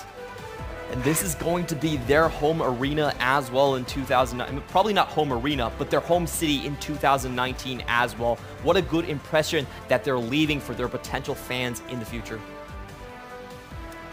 FPX end their 2018 year eliminated from playoffs and eliminated from Worlds contention at 0 championship points. There is no way for them to make it into Worlds this year. But JD, on your screen, now at 10 points in the standings. One more victory and they enter the race clean and clear ahead of their opponents. This is the team that we've been talking. Can they challenge the Big Four, the Rogue Warriors, IG, EDG of the LPL? Can they put a dent in this? This is a pressure situation for them, you're right. I mean, these questions we've been asking them throughout the regular season. They can do it in the regular season. And they can do it just based off the individual talent that Yagao and Loken, we've seen them in this game. But they've been able to do this throughout the split, throughout the year, honestly. But we don't know what happens when it comes playoff time. Fun thing about RNG, they're on the opposite side of the bracket, is that they have playoff players. And they're going to be going up against EDG when Scout comes in playoff time. Yagao versus Scout worked out well for Yagao in the regular season, but in a playoff setting, Scout comes strongly. The EDG playoff buff is absolutely real, but 27-minute straight linear victory. Something that I actually want to discuss that came to me over the course of the series is JD is a team that doesn't seem to be affected by momentum, good or bad. Every single one of their games seems to be its own microcosm, its own unit in and of itself over the course of a series. Majority of them have been wins, obviously, by making it this far into playoffs, but this is a team that even when the odds are down and against them, they're able to come into the next game, completely reset their mentality, and reset the series. Yeah, and if you look at the team in general, they're a bunch of big, burly guys. They're very resilient, and their team atmosphere is amazing. Going to their base, they're all laughing about each other's weight. They have Lumo as the main shot caller and the captain, keeping everyone in line. And I love their mentality. Fight, fight, fight. Be willing to take risks. And also remember the biggest difference between Spring Split and the Summer Split is just the stronger coaching staff. Bringing Coach home. So in between games, they lost one game. They came back stronger. I felt the draft was as consistent as it was in the previous game. And also the mentality that they had was just unaffected. So you're right about that. I think the players are something you can definitely call out. Young players still have a lot to learn. And I feel like Coach Home is giving them a lot. Yeah, and again, this is the same Coach Ohm that took Team WE to the World Semifinals last year. So very prestigious coach for them to provide this momentum towards them, and very talented players to capitalize on this coaching staff, because we saw Zoom with a huge advantage over Gimgoon, who we consistently laud as one of the best top laners in the league, though the stats might not always show it. Zoom made him look mediocre at best. That was just the matchup and the additional jungle pressure thrown into the top side. I do want to point out on the coaching side, they do also have their old coach, UDJ, back onto the roster on loan, coming in from LGD. So a person that knows them really well and a person that has shown great success at Worlds. A great coaching staff combined. So there we have it. I feel like JDG as a team, coaching staff is incredibly strong. And then you look towards FPX, and they were still actually figuring that one out because they had to make that change between Hachani to now Mingzhe, who was the former coach of OMG, rather late into the split. So that's an unfortunate side for them. But, I mean, they have to learn that lesson going into 2019. Yeah, well, now they've got some time to try and do that. Our MVP for that victory, though, will be Loken off of his Tristana performance. A strong laning phase and the team fight at the end. All it took was a little bit of setup, and Loken is happy to smack it down, getting both MVP victories for JD Gaming. And we've seen the way that Loken team fights. He's very safe, but at the very end, when he sees the opportunity, when his front line can't take anymore, he does jump in, he does finish the fights off very, very well. 30.9% of the damage, a great number, and on 8.16, this is looking great for him with more Tristana around. 100%, I agree, and I think that for JDG, their story has been, yeah, they have great players. Loken should be top of the bracket as an AD carry, and the same thing goes for Yagao, but when there are people out there that second guess that challenge that, the big question that comes down to them is that, yeah, but they haven't been to playoffs in a pressure situation. Loken in the spring split was trading positions quite heavily with RD, but now this is the moment where he has to come in strong. Versus FPX, great, you did the job, but now the next few opponents, if they can get past the next one, is what makes your career. So for Loken, MVP versus this one, but they remember the next one going up against Edward Gaming. Yeah, it certainly will be remembered. Now, gentlemen, I just want to point out, both of you got your predictions correct at a 3-1 series victory. Real quick, let me grab my notes. Yep. Do you guys, can you think of like 5 or 6 numbers, 1 to 100? I'm looking at Powerball 97. later. 97, all right. What else are we looking 97. at? 97 and 97. Why do you have the same number? Okay. It has to be right. If Gotta it's be the different, same someone's one. wrong, and we both got it right. else What are we you got? talking Give me about? some more numbers here. 87. 87. 1992, that's my birth year. 19 He and said 1 to 100. 92. That's good. One more. I split it into 2.